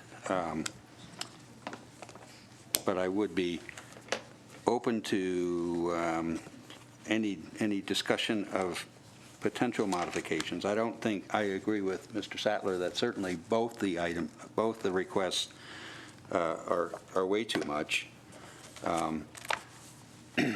And just from the photo simulation, I'm not convinced that the 47 feet is, I mean, it's probably not the optimal sign for someone coming southbound, but it looks to me like you're going to see the sign in ample time. You're going to have the information from the highway directional signs that NDOT puts up that'll tell you, you know, that there's a gas station and whatever restaurants are coming up. And, you know, the issue really is just the cost of the fuel. And in every simulation with the 47-foot one, except for the one where you're just getting off, you've already made your decision to get off, you can see it. And so but then again, they're looking at, these presentations are with the 464 square foot sign, and I don't know what it would be with the allowable square footage.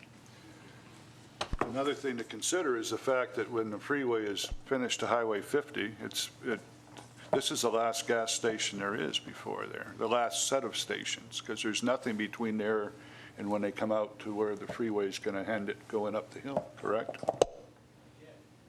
Well, there's nothing, that's all residential and stuff through there. Well, not at Fairview. You could have something at Fairview. That's where it ends. There's no gas station there now. But I'm saying when the new freeway opens, continues on. Right. The next exit would The be next section would be 50. Fairview. 50, No, there's no Clearview. It's 50. 50.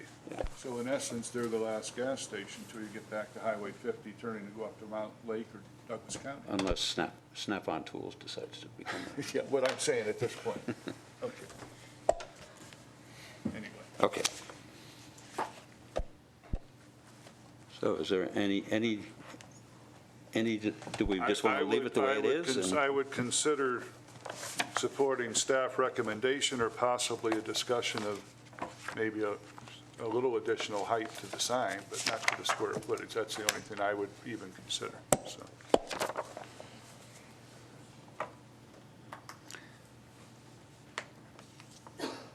My feeling is that I would prefer to see the lower sign, but an increase in the square footage. Yeah, I would go for that. Lower at 47 or? Yeah, 47 feet with a little, some increase in square footage. Whichever their priority is. Well, I think that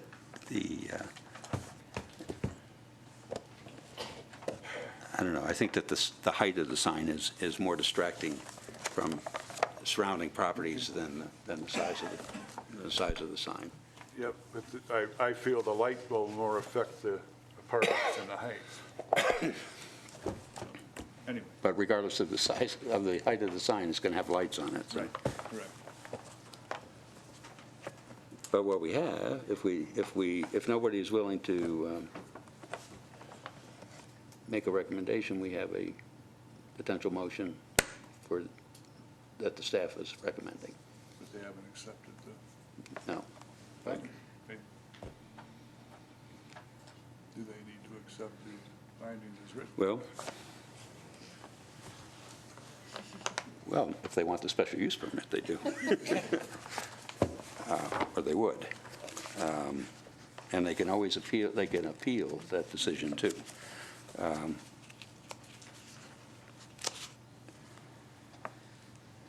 But as the chair, I'm not in a position to make a different motion. But I would like to suggest maybe a different motion. I just don't know what the ratio is here.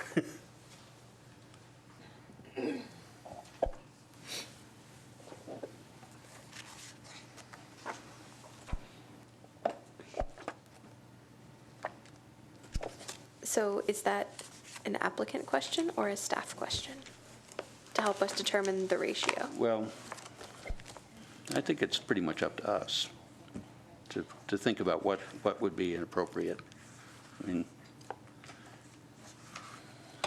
Can I just question for staff?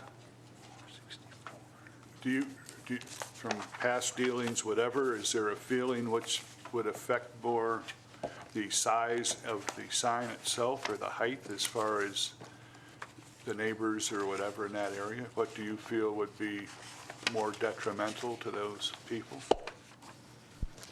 I think there's two concerns. One, the impact on the residents who live 400 and some odd feet away, as well as the freeway sign along the freeway sign along the freeway and sort of what that says. I think your conversation's been really good because you've talked about, well, what's the sign really going to look like when it shrinks and what will be that visibility? And that's an interesting conversation. And this is thinking out loud, but I'm wondering if you'd want to ask the applicant if they'd want to redesign something that was smaller and shorter, if they were receptive to that, to give you the opportunity to see that in a photo simulation to help you make your decision, as opposed to It sounds like you're not thrilled with the staff position, which, that's fair. Well, And, I mean, I wouldn't have a problem with it. okay, I'm but just trying to be you all are fair. open to alternatives. Yes. Is what I'm hearing. Right. And I think the only way to get you those alternatives is to see if the applicant is amenable to a continuation and showing you those alternatives. Well, I think before we do that, we need to give some direction to the applicant, if they're willing to do this, as to what would be an acceptable position for us. Mr. Chair, Yes. we're about 190 square feet off in size. Right. I would think that if we gave the applicant an opportunity to bring us back a 47-foot sign with some other square footage, he might be more successful than he looks like he's going to be tonight. So, can we do that? Well, let me ask the applicant if they would be okay with doing a little bit more design work. For the record, Tom Weatherby with Yesco. I conferred with Norma, and again, the owner's not here, so we can't ask him. Couple of things you said kind of rang a bell with me. If we went to the 47 feet or the 45.7 or wherever we're at there, and could have the square footage that we're asking for. Again, remember the three ideas. We meet two of them, we just don't meet the one on the acreage. If you could allow us to have the square footage that we're asking for so we can do the advertising, and then we could accept the height that they've recommended because of the, I think that would be something we could go to ownership with and see if that's something they would allow. What if you, I'm just thinking out loud here, I'm just thinking in terms of design. Sure. If you, right now, you have basically a vertical sign. If you did your, something less than the 464 as a horizontal sign and separated it that way, could you, with your gas on one end and you're listing your other ones? The problem is, we're already pretty close to the building and we're already pretty close to the property lines. And of course, you can't hang over either one.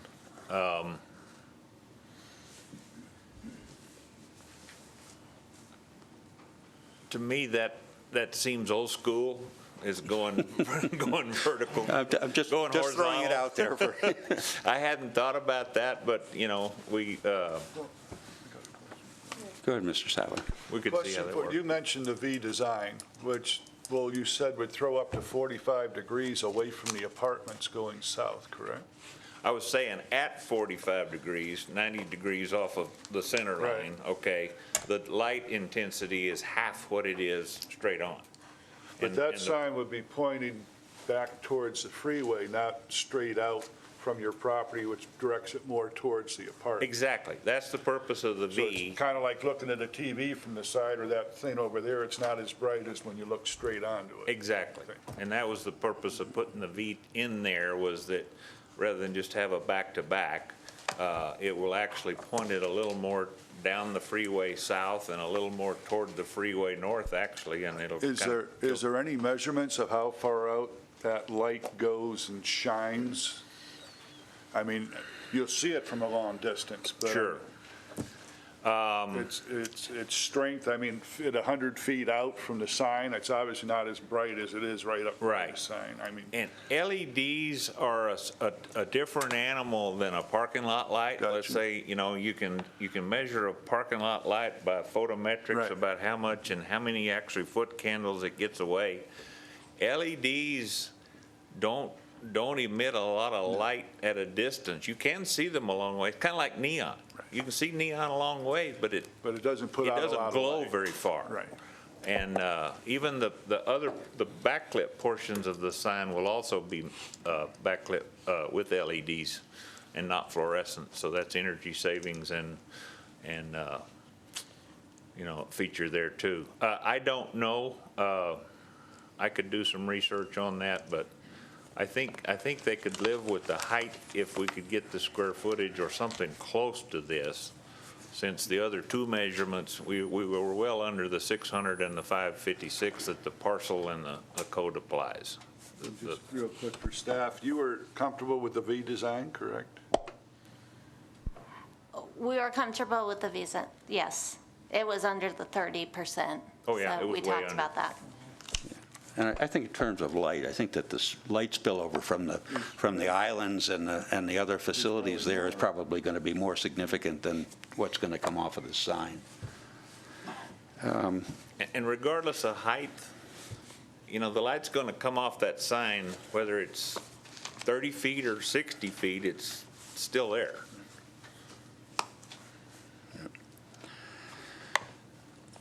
Any more for me? Okay. Not right at the moment, thank you.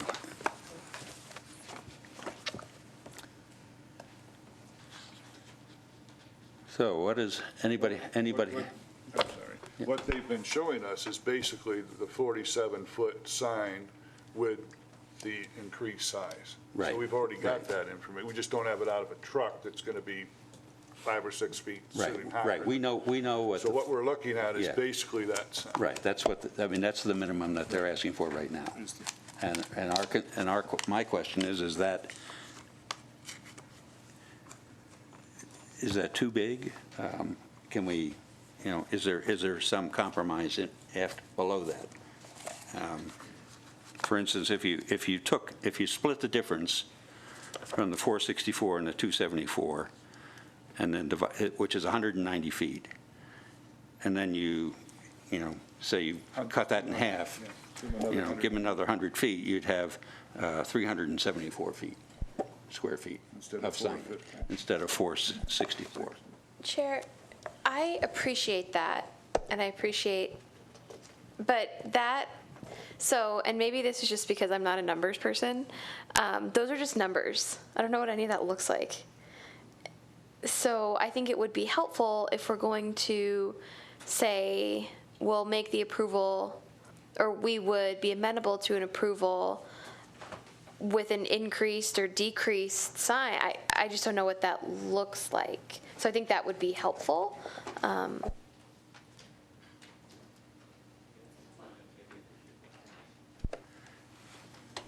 I'm falling more in line with what you said, probably that the side, that the height probably is more detrimental to the view and et cetera than the actual size of the sign. 100 square feet is those bottom two. Each one of those banners is 52 square feet. Okay, that's helpful. So if you reduce the sign by 100 square feet, you take off two of those. 100 square feet be taken off the two bottom. Right. Which is going to be blank to begin with, and then it would be backlit. Then that's really not the problem. I mean, it's the flashing, the big numbers are up on the dollar signs.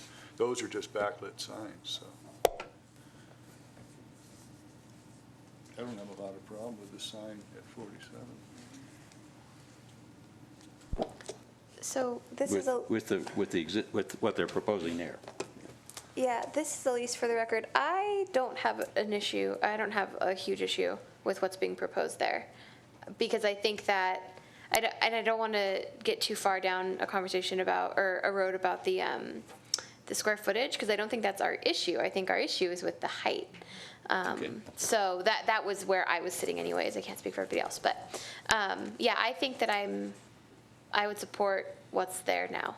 Okay, So which is what, 47? 47. Yeah. With the 460. Yes.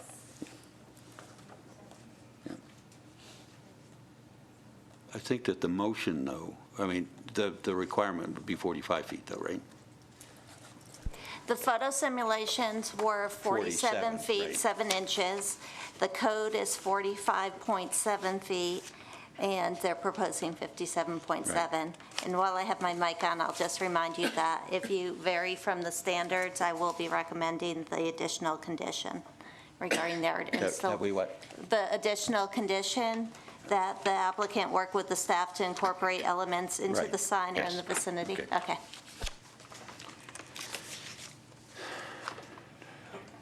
45.7, which is almost 40. I don't have a problem with 47. 47, I don't Yeah, if my math is still right, the 274 square feet that staff is recommending is basically the gas price sign and the Golden Gate Petroleum sign. That's a 273 square foot sign, those two. And every one of the other ones underneath, it's another 100 square feet. Which would be all they'd need if it was just a gas station and selling Correct. gas. But they're Correct. going to have other businesses listed on there if they sell the other acreage to other businesses. So, Ms. Monroy, would you like to make a motion regarding having the 47-foot high sign with the 464 square feet as proposed by the applicant, which is what I heard you say? Yes, I'd be happy to do that. Mr. Chair? Just a second. No. Is it going to be 47 or 45? 47. Because staff recommended 45. 45. So right, so what I understood staff's recommendation to be was 45, but if we went to 47, they have to work with staff on, and can I put something on the record? Okay. Yes, absolutely. I feel kind of bad to say it. So I'm glad to hear that the condition is to work with staff on something that would be appropriate, because I think that the cart looks funny. It almost looks too small to be there.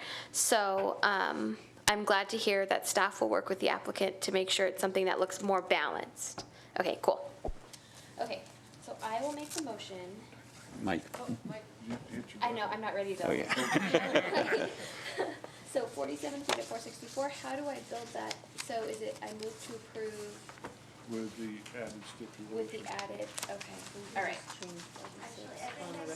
Records and condition, Yeah. I think what your motion will do is on condition 5, it will say the sign shall not exceed a height of 47 feet measured from existing grade. And on condition 6, it will say the size of the sign shall not exceed 464 square feet. And then there will be the additional condition that the applicant shall work with the staff to incorporate elements into the sign or in the vicinity of the sign that complement the art installation along the highway. The agreed upon improvements shall be installed at the time the sign is installed. The results of this condition shall be reported to the Planning Commission at the time of the 6-month review. Okay, I can't write that fast, but I got it, okay. Okay, I will gladly make a motion. Elise Monroy for the record.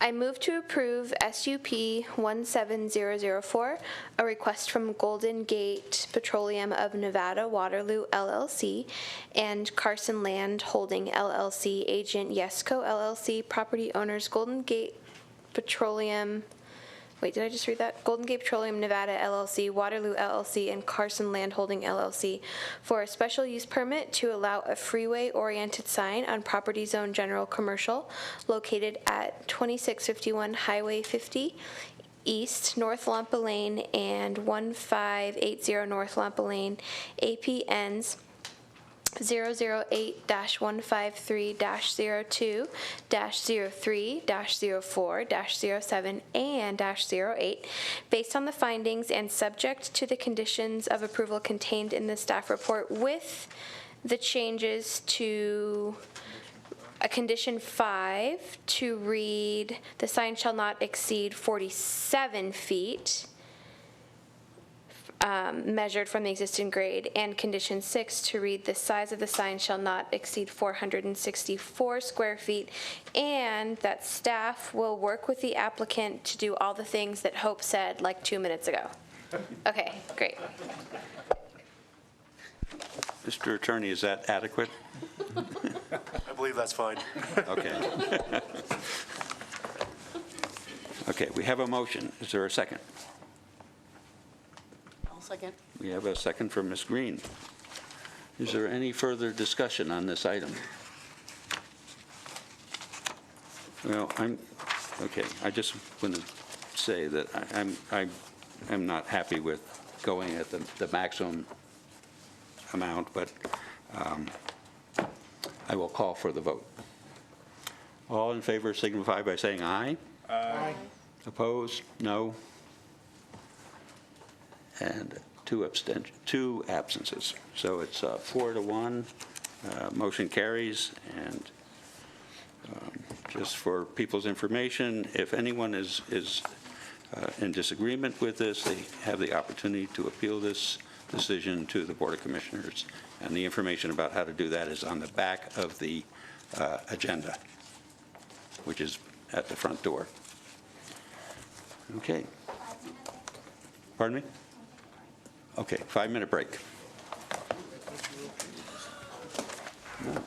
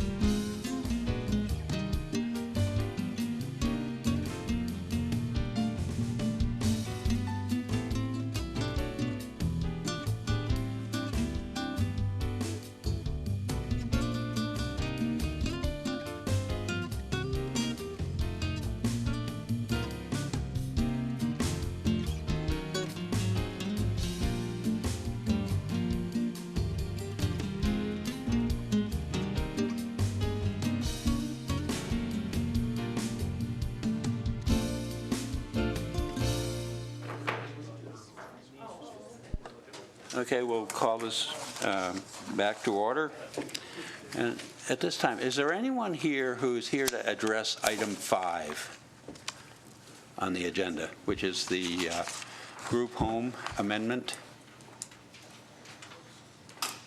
Okay, I guess we're okay. We'll just go with item 4 then. So much for that. And we'll deal with item 5 later. Okay, item 4, TSM-17-005 for possible action.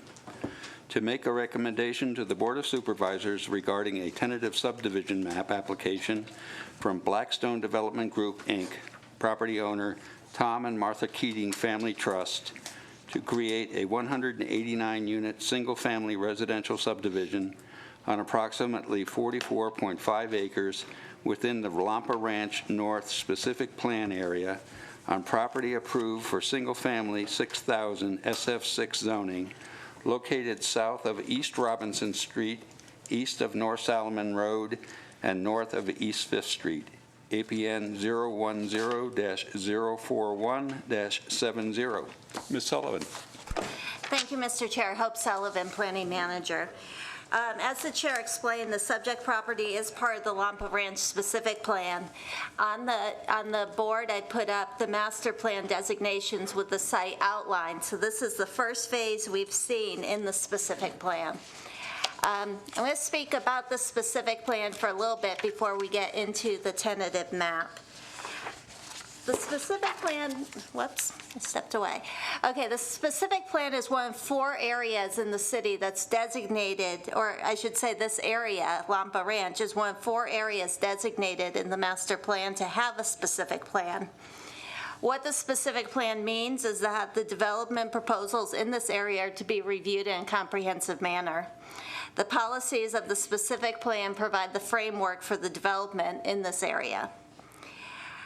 This specific plan, the Lampa Ranch specific plan, identifies the need for a phasing plan to address water, sewer, roadways and traffic, and stormwater in a comprehensive manner. What the specific plan actually says about the phasing plan is that the phasing plan needs to be complete prior to the issuance of the first construction permit. The applicant has been working on this phasing plan, but it's not complete, and you'll see in your packet that the staff does still have comments on the phasing plan. Because the improvements associated with the tentative map that's before you tonight will be the first construction permit, the staff has included the phasing plan comments in the comments with the tentative map, although we've sort of broken it apart to help you understand what's related to the phasing plan and what is related to the tentative map. Additionally, in the specific plan, which you all received a copy of in the packet, it addresses parks and trails and open space. There's a 10-acre park that's proposed at the 750th unit on the east side of the west side of the freeway. And there's a 3-acre park that's proposed on the west side of the freeway. The Parks and Rec Department has included recommendations for milestones that should be met. For example, the preparation of a conceptual plan for the park and so on, to ensure that work towards the realization of that park is occurring. So when we get to that 750th unit and they come in for the 751 unit, we don't stop development while we wait for a park. We're trying to make sure that the park planning and construction is concurrent with the rest of the development on the project. The specific plan also addresses fire impacts. It finds that the development of the Lampa Ranch as a whole will have a negative impact on the level of service of fire, and the specific plan specifically requests a $1,000 fee per dwelling unit or other mitigation. The fire department is recommending that in lieu of the fee, that the applicant work with the city to build a fire station on city-owned land that's nearby Lampa Ranch. And those conversations have started and they have not concluded yet.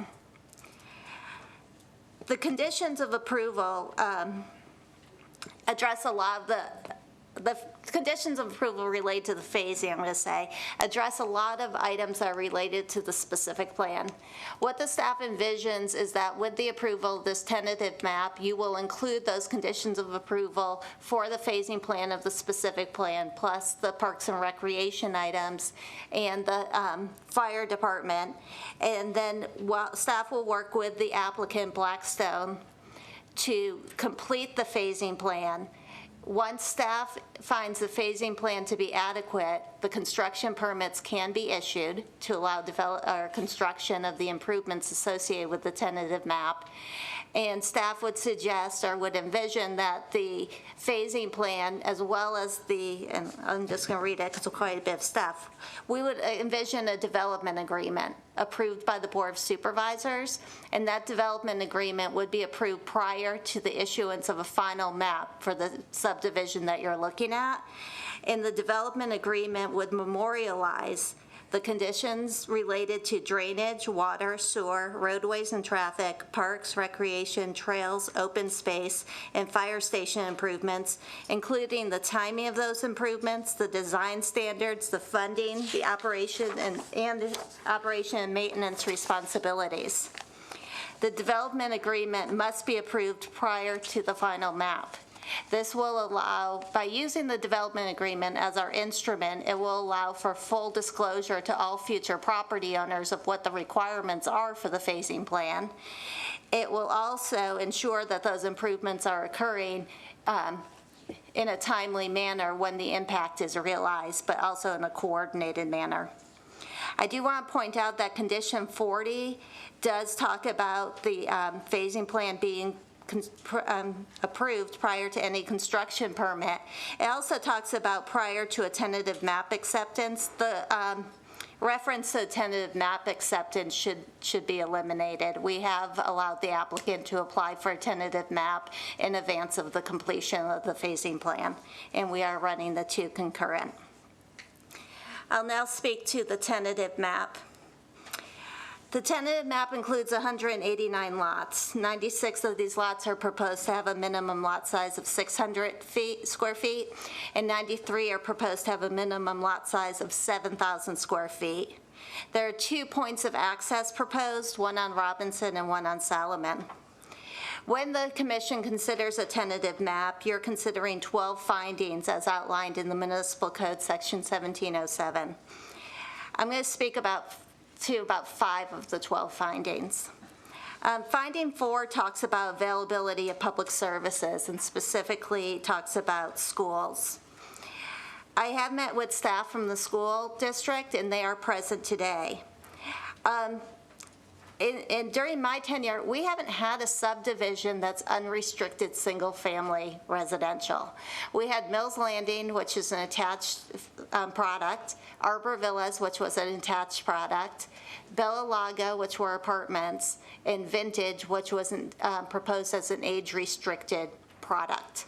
So the school district, in reviewing each of those products, never felt it would be a product that would produce a lot of students.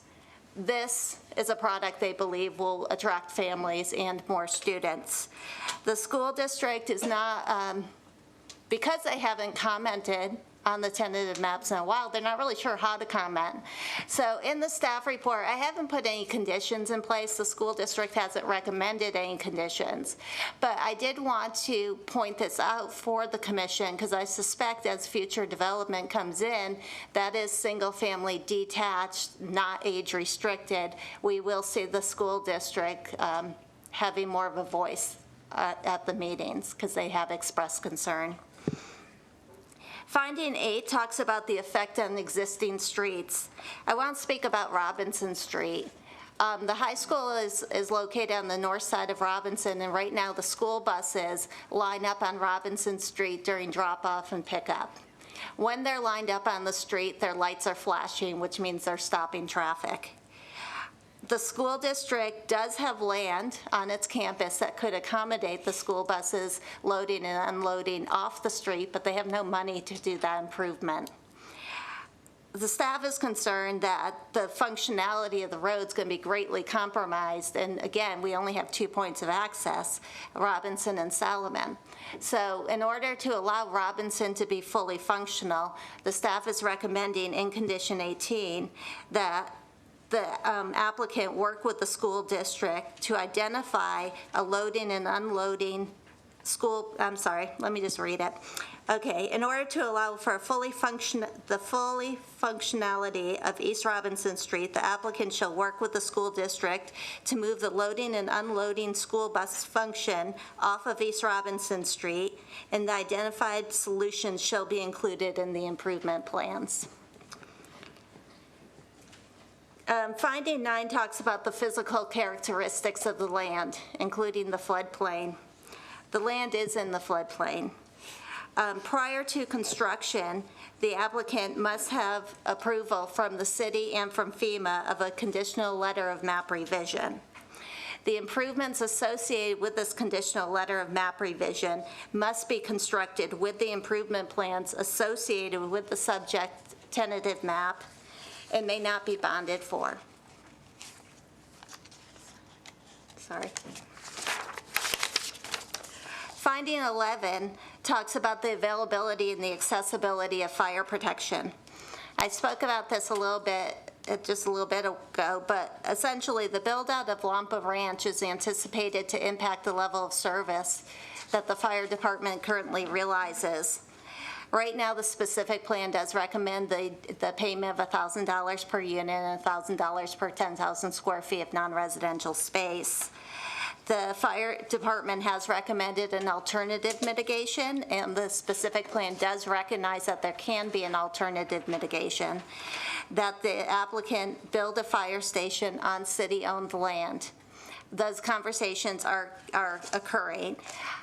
There are no conditions of approval that would mandate that. We will continue to work with the applicant and the fire department to see if that solution can be realized, and it would be incorporated into any development agreement that would be put before the Board of Supervisors for their consideration. Finding 12 discusses the recreation and trail easements. The specific plan indicates that the recreation construction tax will not be collected due to the fact the applicant will be building and dedicating 2 different parks as well as the trail system.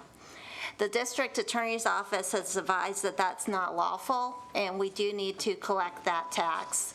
So we will work out the reimbursement arrangements as part of that development agreement. And you'll remember at the beginning when I spoke about the development agreement, I spoke about that we would identify how funding would work. So that would include the reimbursement to the applicant at the time of acceptance of the park. So with the conditions, and again, a lot of these conditions are related to the phasing plan and not really specific to this tentative map. And I recognize that, and hopefully the staff report outlines it well enough that you understand it. But with the conditions of approval, the staff can make the required findings for the tentative map, and we are recommending approval. Josh Myers with Blackstone and Mike Raley with Rubicon Group are both present to represent the applicant, and I'm happy to answer questions. Thank you. Are there any questions for staff? I have a question, and it may be for the school district to answer this, but there's a point in their discussion where it says that because the city is 55,000 people or more, that they are unable to, that somehow we can't, there's no impact fee that we can collect for the schools. Is that in state law? Representatives from the school district, including their business manager, are present, and I'd have to defer that to them. Okay, well, yeah, you can come up, and if you can answer that question, that'd be great. Hi, thank you. Andrew Fueling, the CFO for the Carson City School District. Yeah, our understanding, and we've looked at this previously, is the way the tax language is written, that if the county, or Carson City, is in excess of 55,000, it cannot be collected. So I think at the last estimation of our population, it was 55, 190. So we just, yeah. Yeah. So that's, Okay, that's really that all. answered my Okay. question. I just wasn't sure where that came from. No, thank you. Going down? Thank you. Well, we come back up again now. Yeah. Okay. If there are no other questions for staff at this time, the applicant come forward and make their presentation.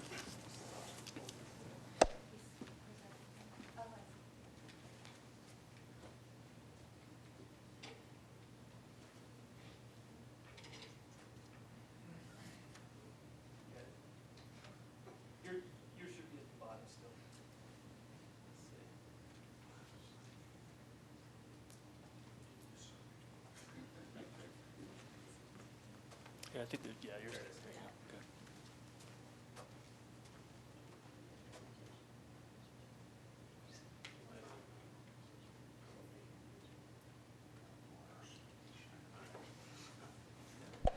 Good evening. For the record, Mike Rayleigh with Rubicon Design Group, here representing Blackstone Development Group. Josh Myers with Blackstone Development Group is also in the audience, as well as Lauren Chilson with Traffic Works, the project traffic engineer. I think Hope did a very, very good job giving you an overview of the project and had a very thorough staff report. So I'll have a brief presentation, then we'll be available for questions and answers. As many of you recall, this board approved the Lampa Ranch specific plan last year, which essentially established the underlying land use and zoning for the area, along with some standards that go along kind of above and beyond what typically would be required for a subdivision. What we have before you tonight is essentially the first phase of the Lampa Ranch project. This is a location of the first phase, not the entire Lampa Ranch, but it gives you an idea of the area that's being encumbered by this tentative map. As Hope mentioned, it's just south of the high school, wraps around the church there that's at the corner of Salomon and Robinson, and then extends south along Salomon, not quite to the corner of 5th Street. Just a quick overview, this is in your packet, but this is the master plan and zoning map for the area. As you'll see, it's medium density residential, and SF6 is the zoning. So the tentative map that's before you tonight conforms with the existing master plan and zoning designations. Once again, the site plan that shows that we have access from both Salomon and Robinson. Also, we provide connectivity for future development to the east, and then the piece to the south is actually envisioned for a future multifamily project, which is why there's no extension of that north-south road into the southern portion in order to provide for the safety and security of a future project there. But also along Robinson Street, obviously it's very difficult to see on this plan, but we have the required pedestrian connections that will connect with the future plan improvements within the overall Lampa Ranch. This gives you a kind of an overall, just quick summary of the project. The total area is about 44.5 acres with 189 units. Of that, 31.1 acres will be the actual lot areas, 2.6 acres of right-of-way, 10.8 acres of common area and open space, for an overall density of 4.25 dwelling units per acre, which is actually well below what the maximum density would be allowed under the SF6 zoning.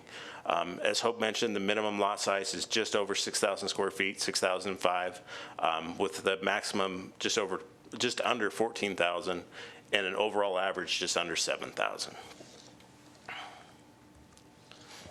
Just some quick highlights. Like I mentioned, this is the first phase, which essentially will implement the Lampa Ranch North specific plan. There will be a homeowners association or landscape maintenance association will provide for the maintenance of the common areas in the open space. It's designed consistent with the Lampa Ranch SPA standards in terms of the trails and access and all the supplemental standards that are called out in that specific plan. We have coordinated with the various agencies and are continuing to do so as part of this development agreement process. We've met with the school district and we'll continue to meet with the school district to resolve the bus loading area. We met actually as early as this morning with the fire department to try to work out what we're going to do there, whether it be the impact fee that's in the specific plan or some alternative measure. So we'll continue to work with those agencies. Once again, we did include a traffic analysis, hydrology studies, all that will actually get rolled into the phasing plan as well and into the development agreement. And with that, we concur with all the conditions that are included in the staff report. So with that, I'm happy to answer any questions that you might have. Okay, thank you. Mr.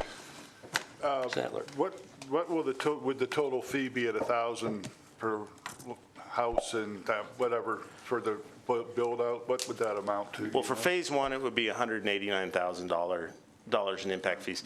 It's hard to say what the total impact fee, because there's some factors that play on that for the build out.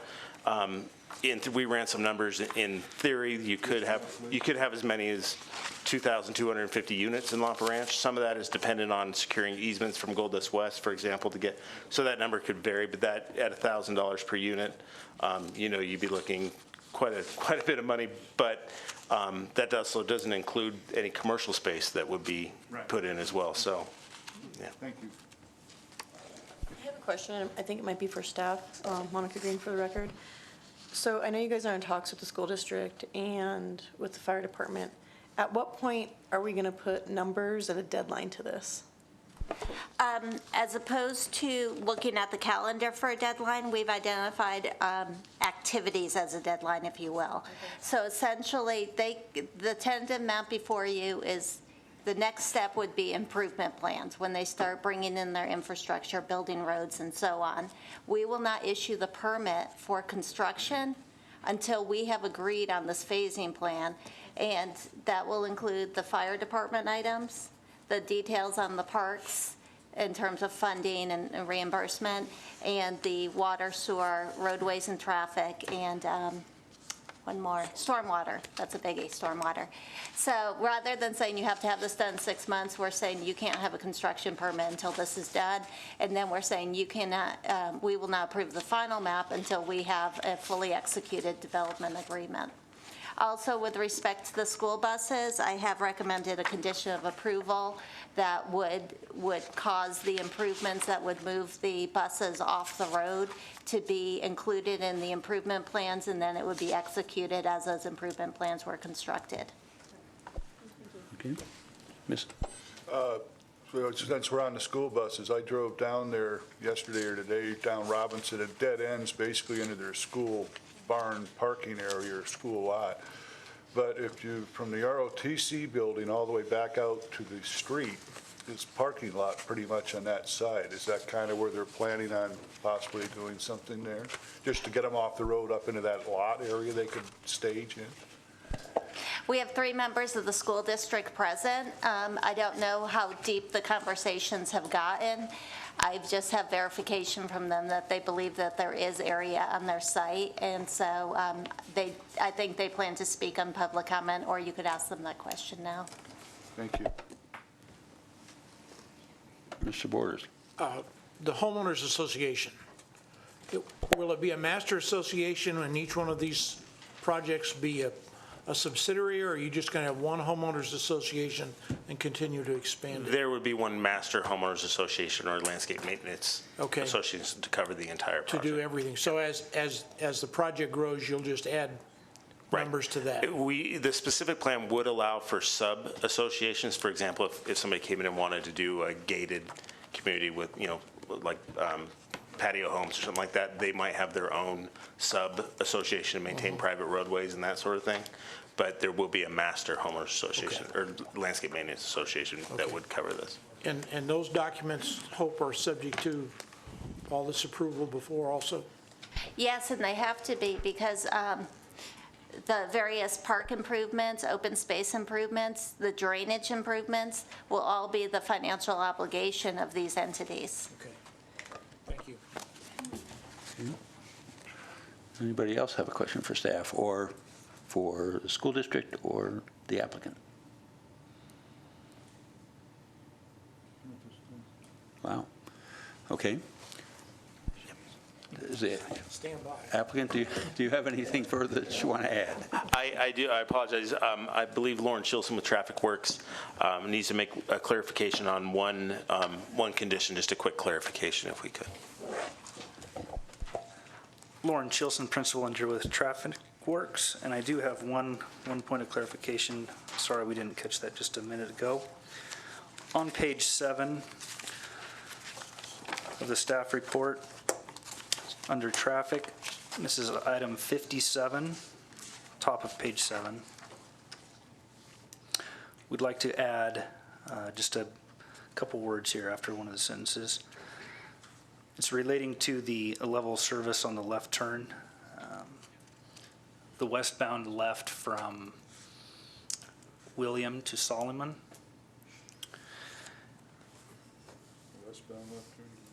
So we're in the second to the last sentence where it reads, worse than D for the northbound leg or the westbound left turning movement of this intersection, and we would like to add during school hours, so that we clarify that that special level of service condition applies to school hours. Mr. Rotter, do you have any comment on that? Danny Rotter, Public Works. I'm looking back at the transportation manager, and I just want to get his thoughts. Okay. Patrick Pittenger. Yeah, I think that's appropriate. Let's go up here. Patrick Pittenger, Transportation Manager, Carson City Public Works. We're accepting of this small modification. We appreciate the applicants working with us on this. In short, the level of service that we have is our acceptable threshold in the city is a level of service D. And what we have done to try to pay special attention to the fact that we do have a school zone there, obviously a lot of children there, is that we have special condition specifically for the traffic conditions in front of the school along the road itself, and also for specific turning movements that are most closely related to this development, namely the northbound to eastbound turning movement. That would be people coming Robinson, going up past the school, turning right, and the opposite westbound turning left. Something that we're sensitive to is that there are different peak periods that we're all very aware of for the school that we all experience. I still have one child there. The school has a different peak period than the peak period that will be experienced for this development, the type of trips that are generated. So the point of this is that if the westbound to southbound left turn movement as an individual movement exceeds a level of service D, we're accepting of that during non-school hours. So the point is that if it were to get to a slightly worse condition than that, as long as it wasn't doing it at 2 o'clock, we're okay with that. If it does it at 5 o'clock, obviously the school's out at that time, other than special events and the like. Any other questions? No. Okay. That's, Patrick, that's the four-way intersection, right? Yes, that's the signalized intersection there by the actually Walgreens is on the southwest corner, and U-Haul and the bank in the northeast, church southeast. And then Robinson, that's the four-way stop sign, right? Well, right now it's a four-way stop sign, but the expectation is as we go forward that there will be a need in the future, and that's going to be part of the phasing plan where it's addressed. There will be a future need, should this development continue, for a signal there, and there will be specific triggers for the need of that signal. And I'll point out that once again, being mindful of the time of day, the triggers will address will not be for any specific time of day. If the trigger happens at 2 o'clock in the afternoon, then it's triggered and the signal's needed. Okay, I'm glad you brought that up. I have a question for the applicant now.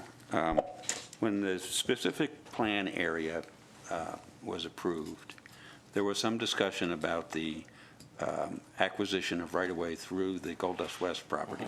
Can you bring us up to date on where that is? Those negotiations are still ongoing. We're working with the owners and I don't want to put words in Mr. Meyer's mouth, but those are ongoing discussions, and we are hopeful that we can secure that easement to extend from the north-south spine road through to Highway 50. If for some reason that does not happen, clearly the development that would occur north of Robinson will be limited significantly based on our traffic study. Okay, thank you. Any other questions for the applicant?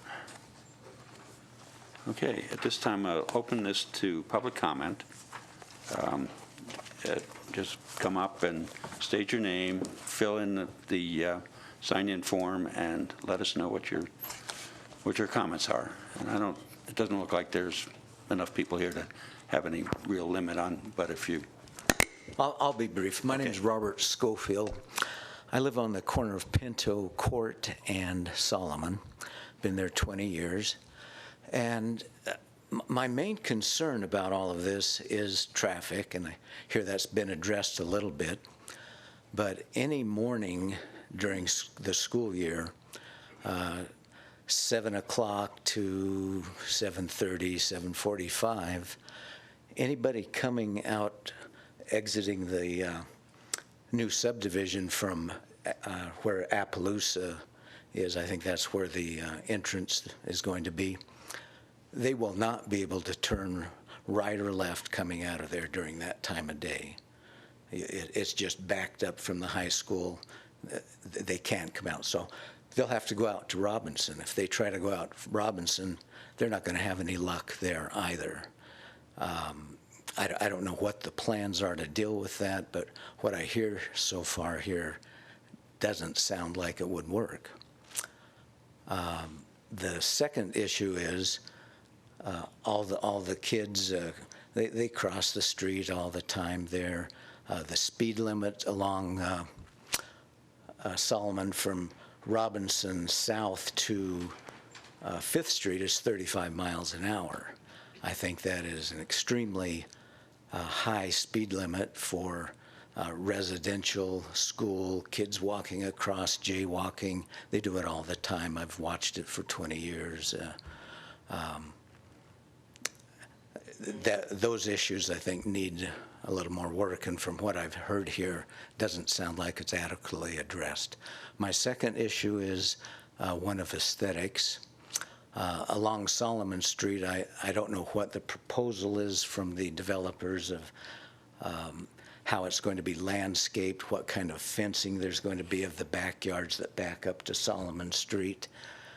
If folks want to look further south on Solomon, some developments along there where the backyards back up to Solomon, they're just ugly wooden fences in disrepair, falling over each rainstorm and windstorm we have, and it's an extreme eyesore. I would hope that this development has some nice block walls and some landscaping that would look attractive and hold up over the years. Those are just the two items I had concern with. Thank you very much.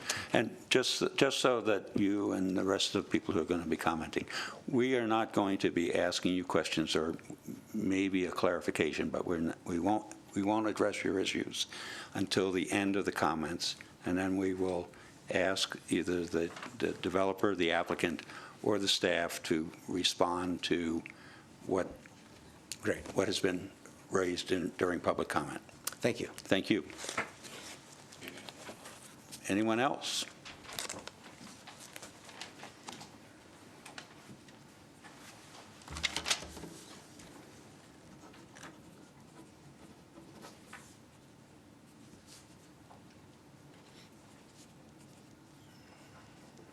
I just got a couple of questions. I live on Appaloosa, which is directly across. Could you state your name for the record, please? Where the entrance is. My name is John Reynolds. Thank you. Is there going to be a light there? Sir, please direct your comments to the staff. Oh, I'm sorry. And then is there going to be a light at the corner of Appaloosa and the entrance to that housing development? Okay. Well, after the public comment period is over, we will get the answers to your questions. Okay. We won't answer them right now. Okay. I have one other question that I'd like addressed sooner or later. What are the price ranges of these homes? Are we talking about median price range? Are we talking about all low-income housing? What are we talking about here? And I just don't see where you've got an area here with 189 homes. Most people have 2 cars. If they don't, say some of them only have 1, you're still looking at maybe 300 cars that are coming in and out of that housing development all day long with 2 entrances and exits. To me, that does not make sense at all. That's going to create one heck of a jam, especially if you need to get an emergency vehicle in there. I mean, from what I'm seeing here, you've got one on Appaloosa, one right by the school, and then all the way around it, there's nothing. How do you get it in and out? So I'd like those questions answered sooner or later, especially the price of these housing. I mean, are we building a ghetto here or a nice housing tract? Thank you. Anyone else?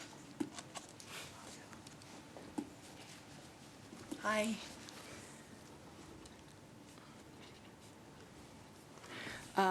My name is Martha Wise. I'm a mother of 3 elementary-age kids, and I'm also a nurse, a registered nurse in our community. I'm here today because I live on Evans Street, directly across Solomon from the proposed development, and I have 2 concerns about it. I'm reading notes because I'm nervous enough that if I don't read notes, I'll forget what I wanted to say. So thanks for putting up with that. My first concern is the huge increase in population without a coinciding plan to increase the capacity of our school system. I know that sounds like it's going to have to start to be addressed. But I mean, at Fremont, where my twin girls go, there are already 4 second grades with anywhere from 22 to 24 kids in each. At Border Witch, where my son goes, and where most of the people in that area are zoned currently, there are 4 almost full 4th grades. The high school complex right next door to the development has over 3,000 students. I'm sure we're all aware of these kinds of details. But with this part of the development, we're talking about bringing in 189 families. Where are the kids going to go to school? We don't have enough physical space in the schools for a 5th second grade or a 5th 4th grade, not to mention not having enough teachers currently to teach those extra classes. We've done an amazing job here in Carson City of improving the quality of our schools over the last 5 years since winning the Race to the Top grant, and we have the potential to keep improving them. Part of that improvement comes with bringing in new jobs, bringing in new people, bringing in their ideas. But we have to educate those people's kids to the level that we are now able to advertise, that rising quality level that will hopefully bring those people here to begin with. We can't do that if we overfill and overstress our current school system. So if and when we build a development like this, I think we need a coinciding plan to increase the capacity of our school systems. And I know there's a pre-development plan that has to happen with all different parts of the community that I just heard about before we can agree and approve any of the parts, the littler parts of the plan. I think we need to increase the capacity of the school system as well. My second concern is the sheer density, or I guess the design of this particular proposed development. People have done a great job of addressing, driving out on the streets and those kinds of things. But in the development itself, in Carson City's master plan, one of the themes is to, quote, encourage infill and redevelopment within the city's existing urbanized areas in order to preserve our visually sensitive areas. I get that. There's a plot of land with development around it. Build there instead of on the pretty hills around town, right? Our goal is to keep our urban footprint small. And our master plan also encourages us, through its guiding principles, to share outdoor resources equitably between neighborhoods and promote a sense of community within Carson City as a whole by linking those neighborhoods and resources with safe pathways, free from vehicular conflicts. Additionally, we are assured by our master plan that all future developments will attempt to minimize negative effects on already existing communities. Okay? When I read about this in the paper, a picture was painted of a development that fit in with the above parameters. It sounded like a wonderful place. It said in the article that it would, quote, be a diverse mixture that is planned to break up the monotony of traditional residential development by reinforcing the dynamics of character and identity within each neighborhood. This could improve the value of my house right over there on Evans Street. This could be a place that I want to go and hang out and use the trail systems to maybe get over and explore the open spaces further east in Carson City. This would be great. But this chunk of 189 houses, regardless of the greater master plan that says there's park area and that says there's trails, this chunk of 89 houses closely packed together with just sidewalks crossed by hundreds of driveways doesn't give me a picture of kids playing outside and people meeting each other on trails that wind through and connect to the rest of our wonderful resources in Carson City. So I say, if we're going to build on this beautiful piece of property that reminds me daily that I live in the state of Nevada, if we're going to put up with the 3 to 5 years of construction noise and I just made that number up, I don't know really how long it would take, but the construction noise in our very quiet neighborhoods. If we're going to tolerate the increase in traffic on the streets where our kids, my kids, walk and ride to school every day, let's do it in a way that helps build a community in that area with people who interact with and help each other. Let's do it in a way that is in accordance with one of our school district goals to foster a, quote, healthy generation of Carson City students who get outside and play and walk and ride to school. Let's do it in a way that, quote, blends seamlessly with established communities and benefits them by increasing our property values and by offering ways to link up with pathways between all the resources, like the new park that's way over on the other side. If we're going to build something there, which we probably want to because we want to keep a small urban footprint, if we're going to build something there, we have an opportunity right now to use our master plan that so many people spent so many creative, wonderful, thoughtful hours writing. We have an opportunity to shape it within that master plan. So then I just wanted to ask, because I heard some new notes, I wanted to ask about trails, the trail systems to the park, because I keep hearing about them. I wanted to ask if we do this great agreement, and this really has nothing to do with me, and we have this new fire station, how are we going to pay to bring in all the employees to, how are we going to increase the money that, how are we going to have more money to pay for more firefighters? Does that make sense? Yeah, sorry, I didn't say that well, but, and then I was going to ask about the turn on to Solomon, but somebody already mentioned that. That's going to be a really tough one. It's already really tough. So thanks for listening. Thank you. Next.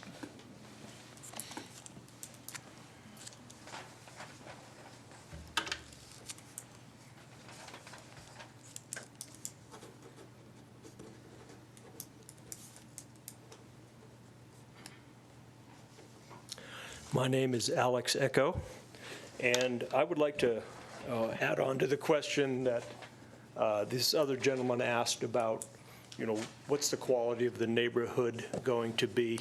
But my question is kind of like, what's the affordability of it going to be? Do we have an idea now of how big the houses are going to be or what the price range is going to be? And we talk about an HOA. Any idea of what the HOA fee would be? And I thought, my hearing's not very good, but I thought I heard Hope say something about a floodplain, that it's a floodplain that has to be. Do you know if it's the 100-year floodplain or the 500-year floodplain? It makes a big difference for FEMA because if it's the 100-year floodplain, there's very expensive flood insurance that has to be added to a mortgage. So that affects the affordability issue also. So if those questions could be answered, I'd appreciate it. Thank you. Okay, thank you. Anyone else? There's a lot of people out there who haven't spoken. Okay. We will bring it back and see if we can get some of your questions answered. Okay. Yeah. Go ahead, Mike. Great. I'll address some of the comments. All the traffic-related comments, I'll defer to the gentleman to my right who's smarter than I am. But here, and if I miss something, please let me know. The first question related to price. The projected price point on these homes is the low 300s to low 400s. So this is not low-income housing. It's market rate housing. And I think if you look at the specific plan at some of the standards that are required in there in terms of staggering setbacks and landscaping, that this is designed to be really kind of a cut above what standard code would require. So I think, and that kind of dovetails into another question that came up, well, what will Solomon Street look like with fencing and whatnot? There will be a block wall on the backyards of fencing along with landscaping, and that would all be maintained by the homeowners association as well. So if something happens, for example, somebody graffitis on the wall, the homeowners association will be there to paint over it and to maintain that landscaping. As far as this linking the neighborhoods and how that works, this is what we're doing. This This is simply the first phase in the overall Lampa Ranch master plan. And if you look at how master plan communities develop, you have to start with an initial phase, and as it builds out, this project will provide tremendous benefit to the surrounding neighborhoods. I think one of the greatest things is you can live on the east side of the freeway, and a kid can ride his bike or walk all the way to the high school without ever crossing a public street, or without ever, and that's a huge community benefit at build out. And this is simply the first phase of how those communities evolve. If you look at, like I say, the master plan communities that are in our region, this is the first step in developing those, and that's exactly what this will accomplish. And yes, there is some compact development here. If you look at what's really built around it, it's comparable, if not complementary. And the idea behind Lampa Ranch is that you would have compact areas of development spread, which would be separated by open space and common areas and that sort of thing, and that's what you'll have here. In terms of the floodplain, a LOMAR has been approved, and the CLOMAR process is nearing completion with FEMA that will remove this area from the floodplain, and so therefore these houses, and if I'm misspeaking the engineering language, Danny, cut me off, but flood insurance would not be required for these homes once the LOMAR and CLOMAR are in place. And do you want to do traffic? Let me just clarify real quick the terminology that you're using. The LOMAR is basically right now the property is zoned floodway, so multiple feet of water sheet flowing across the property. When we did the specific plan, one of the master plan policies was to remove the flood plain and develop outside floodplains. So with that, the LOMAR basically adjusts what's there today, taking it from floodway to floodplain, the 100-year floodplain.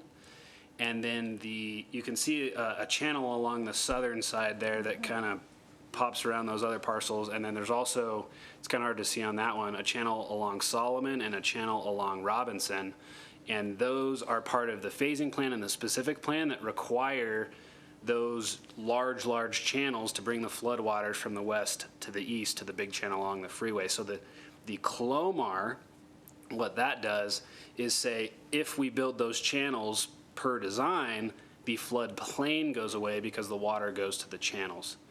So if that kind of clears up some of the LOMAR, CLOMAR language, that's what I was trying to get at there. Okay. Lauren Chilson, Traffic Works. The gentleman also had a question about the access plan for the Appaloosa and Solomon intersection. That intersection will remain as is with the fourth leg added with stop control. The new approach would have separate left and right turn lanes coming out to Solomon, but that would remain stop control on the side streets only, so main line would stay as is. The Solomon and Robinson intersection would eventually become signalized when it meets the traffic signal warrants. That's recognized in the traffic studies and the phasing plans, and triggers have been set for that. It's recognized during times when it's hard to get out of certain locations. Maybe that left turn is difficult in the morning peak period. Some of those folks would choose to go out to a signalized intersection and use that, and that opportunity would be available when that signal is warranted. What we don't want to do is indiscriminately place signals throughout the road network that create a delay that's undue. And so that location at Appaloosa is appropriate for stop control. Solomon and Robinson is appropriate for signalization when those warrants are met. Mr. Chair, Vern Cron from our Parks and Rec Department's here if you'd like him to speak to the trail system. Okay. Mr. Cron.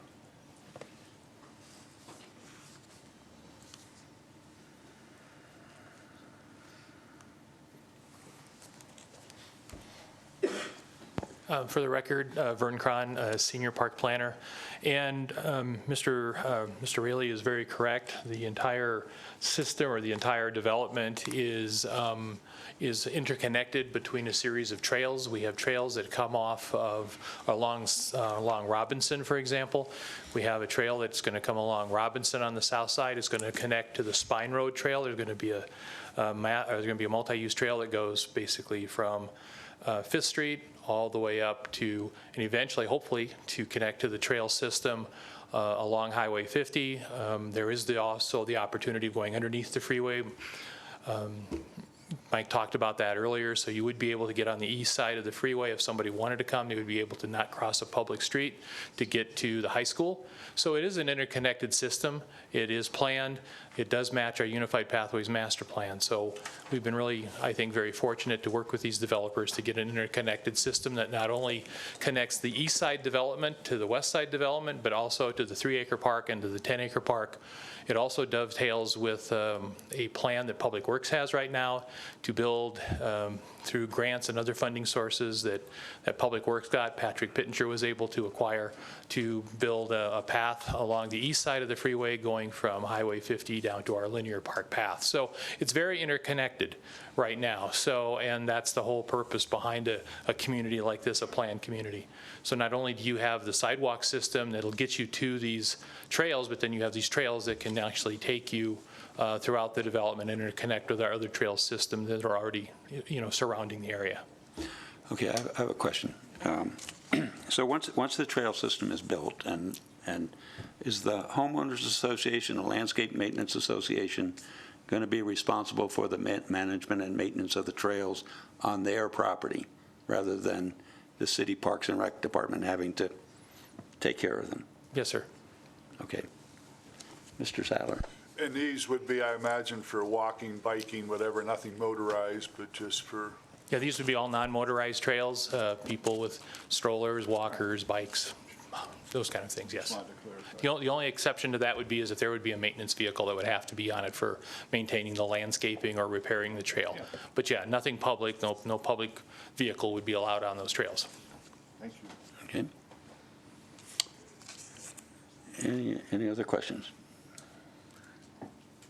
So are we going to address the comment about school capacity? Because I'd like to piggyback on that if I could. Yes, could the school district address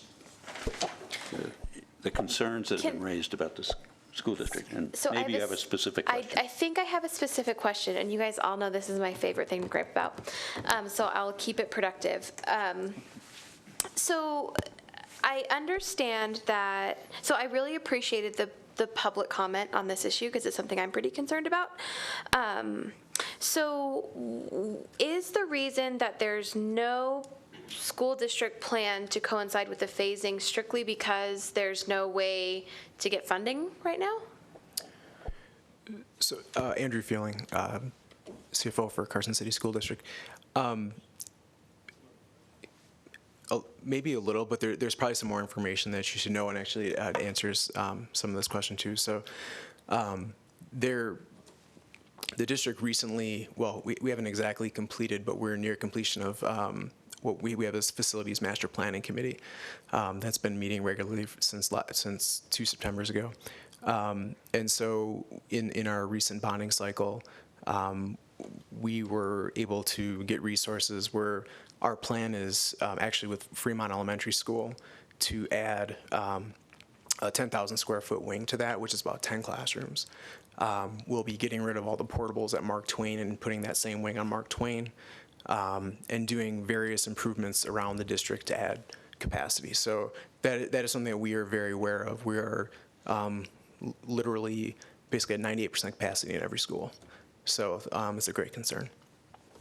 So I appreciate that, and I do have to say, I know the master plan committee has been meeting because I get the agendas, and I appreciate that. I just can't attend because of my day job. But so I look forward to seeing that. I think my concern is specific to the high school, and one thing I'll say, and then so if there's an opportunity to address a plan to coincide with the phasing, I would be happy about that. If there's not, I will just say, I understand that maybe at this time the school district isn't prepared to say what the impact is, but I think that to wait until later, I think that it would, I don't want to say, I think it's better to have a plan formulated now, or at least start. I just think that we would be doing the community and our kiddos a disservice to wait. And so if there's anything that can be done sooner, because I'm concerned specifically about the high school. So I think that's all I have to say. If we can consider addressing a plan, have a plan for the school to coincide with the phasing, that'd be awesome. If not, I think I understand why. So that's all I'll say, and I won't gripe anymore, I promise. If I could, is it okay if I comment on that? Go ahead. Thank you for your comment. So we have some of the same concerns, I think. So there, and going back to your previous question, there is the issue with the district. You know, you can't collect we really don't have many revenue streams to help us out in this situation. It really comes down to property tax revenues and what we're able to bond to off that. And obviously you can't collect property tax revenues till the homes are in place. So there may be some timing issue there that we need to work out, and we've made Blackstone aware of this as well. So there was one other thing I was going to say. So out of this development, we would, with 189 units, we would expect like 30 to 40 students per 100 homes out of single family homes. So, you know, within that range, not every student in that area is going to be of elementary age or, you know, high school age. So they should be able to spread out. And we think, I believe we think that at least with this first phase, we'll be able to absorb that. You know, what comes after, I mean, obviously there's a lot more to come. So that's where our planning, and part of the planning process was specifically to try to take care of a lot of the needs we have right now, and we have a ton, but we're fully bonded out, meaning we have no more capacity available. So, and we won't for about 5 years. And so, you know, the concern is, depending on how fast that growth happens, can we deal with it at the right time? And even then, we're hoping to have enough money to we're assuming that area would be an elementary school that has been set aside. But with construction costs rapidly rising, interest rates likely to go up, we have concerns about funding. So I don't know if that answers everything. The students would probably go to the Eagle Valley Middle School of that age group, right? Are they stressed there, or would they go up to Carson? They'd probably go to Eagle Valley, correct? Yeah, correct. So students in that area, so Fremont Elementary, which is abuts right to the back there, that's the only elementary where, I shouldn't say it's the only, but the one where predominantly the kids are split, where some go to Eagle Valley, some do go to Carson Middle School. I believe that area would go to Eagle Valley. Carson Middle and Eagle Valley are both full. I mean, that's a whole nother, so on top of the elementaries pose the biggest problem right now. They're full. The middle schools are kind of the second biggest problem. Carson High does still have some space available, but additionally, for elementary, if they had to, they could overflow a little, possibly down into Sealiger. If they had, I mean, it's fairly close by. It is. It's amazingly close by. That's where my kids are at Sealiger. But I drive by Fremont all the time. But Sealiger is actually, it has a greater capacity problem than Fremont does even right now. Fremont is the only, I believe, is the only elementary school in the district that has one empty classroom. The rest are full. So. That would be the natural school to enlarge for this area because it's the closest to it. So. Correct, yeah. Yeah, sure. Mark Cornick, Director of Operations for the school district. And I just wanted to kind of address some of that capacity. With the expansion of Fremont, we would change some programming in the schools. And otherwise, we would change some special ed needs to that area because right now there is a classroom available there. If we add 10, we can do some tenant improvements there to add some of our special ed programs there and some of our early childhood needs. Some of those would move from some of the other schools, Sealiger and Bordewick.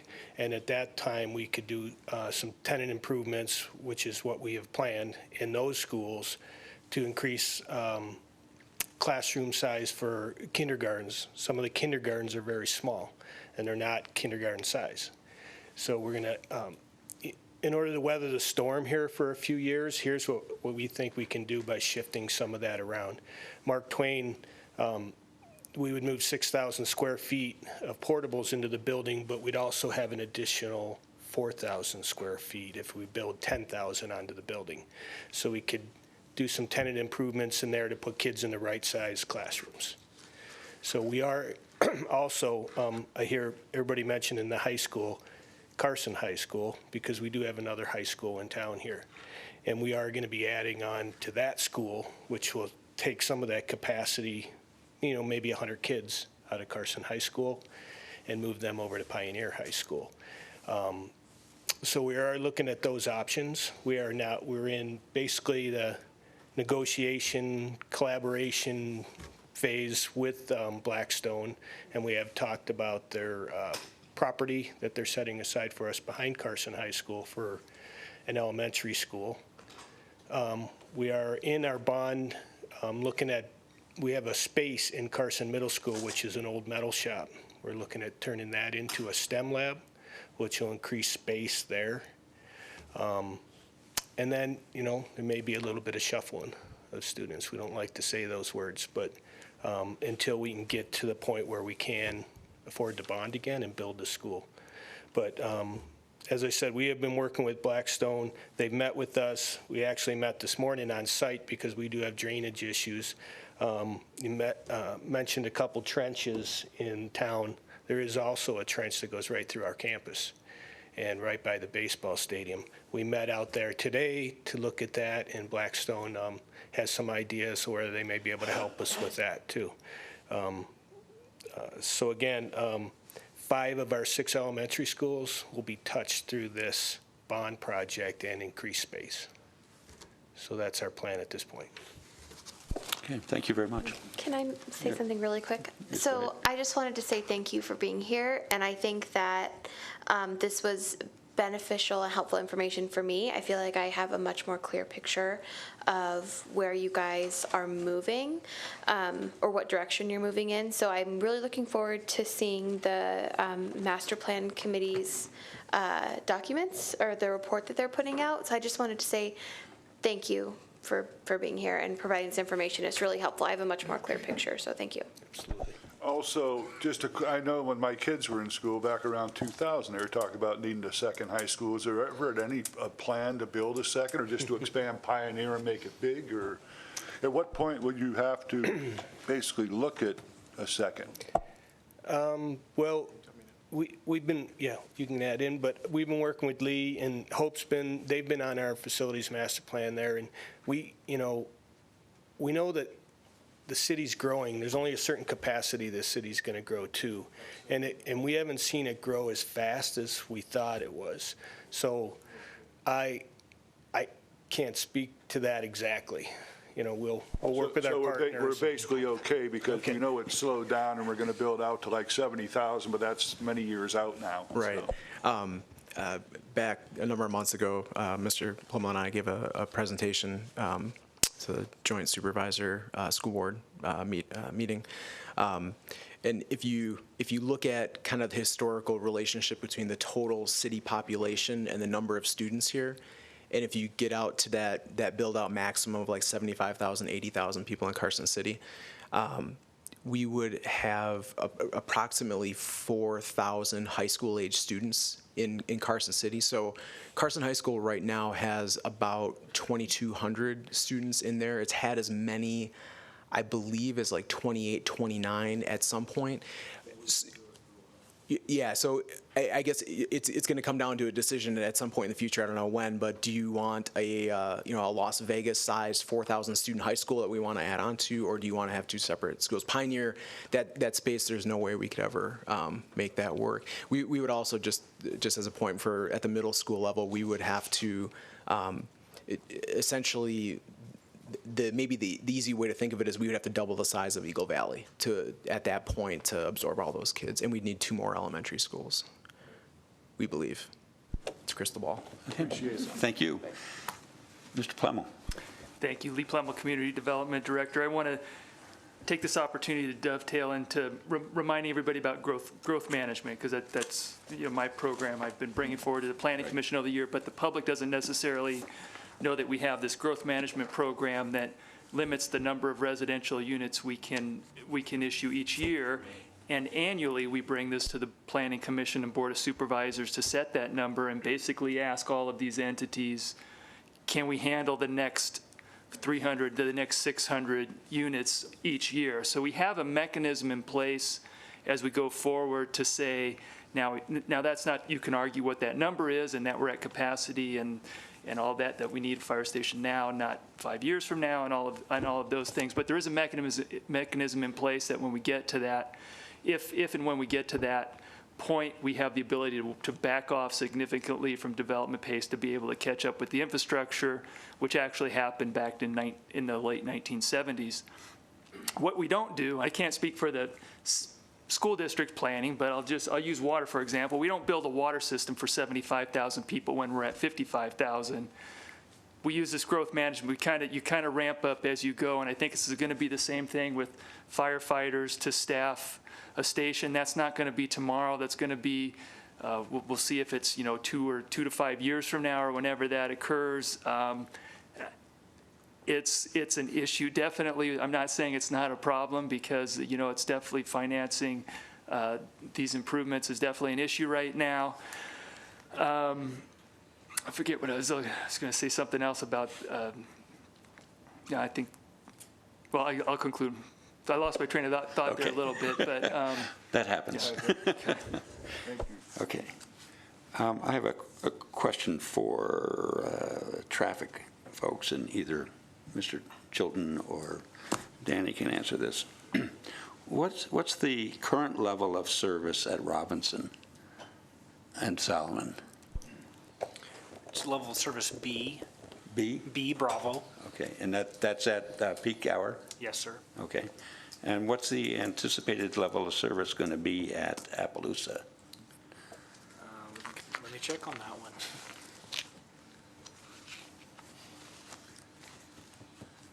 So the main line would be uncontrolled, right? So that would still function today. Side streets would be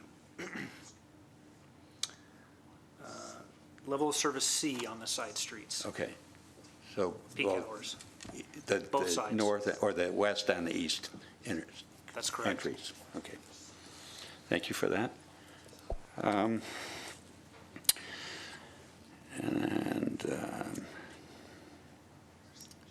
think, well, maybe this is the time to, the issue was raised about the floodplain, and it was addressed somewhat, but looking at the tentative design of the flood mitigation efforts, especially the channel on the south side of the project, does that work? Is that going to be an open trench? Is water going to, at flood stage, going to make those right-hand turns or 90-degree turns? So, yes, the design is to all of our current standards, and there's also a freeboard requirement in there as well. So the design that they're using, there's a safety factor above that to the top of the channel. Okay. Okay, that wasn't clear. Okay. And then on the northwest corner, where I don't know which is that Ash Canyon Creek that comes down through there, or is that? Is that the one that comes through the school? No, it's the one. It's the one that comes. There's a drainage that runs through that vacant property between the church and the high school, and it doesn't Looking look at like it'll Rob line. Fellows, our stormwater engineer, he says yes, Ash Canyon. Okay. When you look at the overall floodplain map,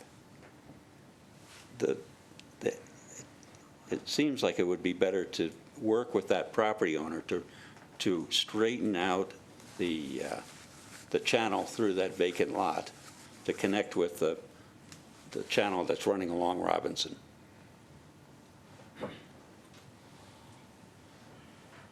I agree. I don't know that we I could just don't see how dictate- that's going to work, the way they've got it there. I don't know that we could say, go dig the channel on the neighbor's property and make it straighter.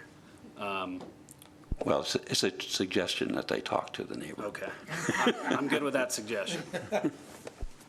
Because it just doesn't look like it would work, the way it's And the it's one on there. the south side that runs straight in front of the other Lampa's ranch was pretty much over its banks just in the last couple of weeks. It's going to be much deeper. Yeah, so these are going to be deeper for sure. And just to give you a reference, that channel right now is in a 17.5-foot easement, and the finished slope to slope will be 62 feet. Just to kind of compare it 3 times.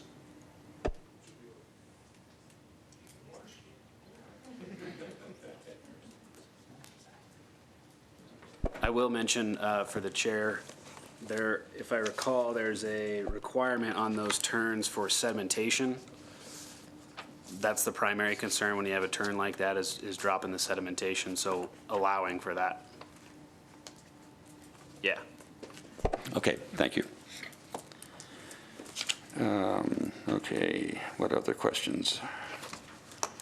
I would like to address the issue that was brought up by Ms. Wise about the density and the design, and that was a comment that I had, and it's not a deal breaker, but I just would like to emphasize that, you know, even the Lampa Ranch master plan talks about neighborhood diversity, and it suggests to me that there needs to be more diversity within a single project, not just, you know, cookie cutter development, but it's not specifically laid out like that. So I would just hope that as future projects come forward, that we might see some different types of design.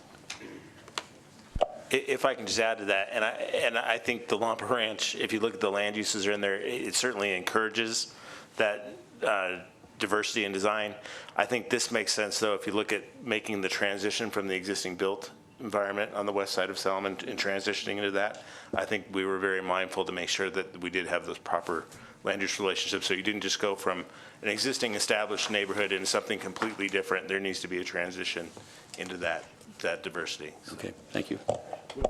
And you also mentioned, I believe, that it breaks down to 4.4 per acre, and what's the max they could put on that?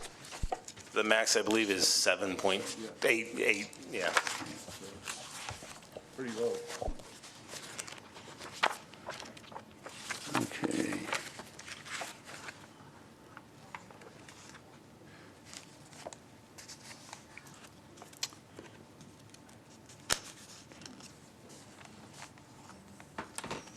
Okay, well, I don't have any more comments or questions. I just one, and I don't know if it's for staff or for the developer, but in either case, could the school situation, bus situation, or the fire requirement become a deal breaker in this? Or you said it's not written into, there's just in negotiations on, basically? No, they have to be settled before they have to be settled before they can get their permits to build. Is that right? I think that's what you said. Correct. The applicant, first of all, has agreed to all the conditions with the exception of the modified wording on 57, which staff is good with. I just want to remind the commission, what's before you today is a tentative map. Right. The phasing plan, and Commissioner Monroe, you mentioned the phasing plan. The phasing plan is derived from the specific plan, and it's intended to implement the specific plan. So that's why land is reserved for the school. It specifically talks about fire and the mitigation for fire. It speaks about the need for phasing for the water, sewer, roads and traffic, and stormwater. So the phasing plan, when I talk about the development agreement, that's the mechanism that will memorialize the phasing plan, but it's all in the specific plan. To me, it's It has to happen. Well, my concern would have been that they've offered $1,000, whatever, and if all of a sudden that turned into $5 million to build a fire thing, and they said, we're not going to do it because we can't afford it, I wouldn't want that to happen. But Understood, and only the Board of Supervisors can approve the development agreement, so that will offer that level of review since they approve the specific plan. Thank you. And just to be clear, the Clomar is going to be on the entire specific plan area? That's correct. Okay, thank you. Any other questions or comments? I have one question for staff. On conditions 4 and 8, it references parcel maps. We're not going to be doing any parcel maps on this project, are we? Those conditions, and you'll see on the heading, I take it right from section 1802-105, which are the standard conditions of approval for all tentative maps. And you can have a tentative parcel map or a tentative subdivision map. So you're correct, it's not a parcel map. Okay. And they won't be coming in with any parcel maps within this subdivision? Not to my knowledge. Okay. Mr. Chairman? No, wait a minute. I think Mr. Rayleigh's going to... Yeah, that's correct. There wouldn't be any parcel maps within the subdivision. There might be parcel maps that occur within the overall Lampa Ranch to create development areas, but yeah. Okay. Mr. Border. On hope on number 8, do we specifically need to say AT&T Cablevision? Again, that's a section that I did a cut and paste straight from the code because the code tells me anytime we have a tentative map, we have to include these conditions of approval. If the Planning Commission's recommendation is that it be more general, I don't have a quarrel with that. I think utilities covers pretty much everything. Why would code be so specific? Yeah. Because it was developed 20 years ago. The only one. Years ago, they were the only ones. Right. Yeah, we also. Yeah. Okay. Well, I think that the staff and the applicant have answered most all of the questions that were raised by the public and the board. Whether or not people are happy with those answers, we'll have to see. But I think that at this point, I would, unless there's any further public comment, I'm going to close the public hearing. Okay, Mr. I appreciate the answer regarding the aesthetics of the development, but I still want to comment more on the traffic again. Just emphasize that if you don't have a stop sign stopping traffic on Solomon, people trying to exit the development from Appaloosa will have to depend on the kindness of drivers on Solomon to stop and open up a gap for those people to get out of the subdivision. If you don't have a kind drivers, those people will not be able to exit or enter the subdivision during the peak morning traffic time. That's all. Okay. Thank you for that. Mr. Chair? Yeah. Mr. Pummel. Just to address that, I know Patrick's in the back, so Patrick's in the back and can correct me if I'm wrong, but so we don't have to solve all traffic transportation issues like this at this time.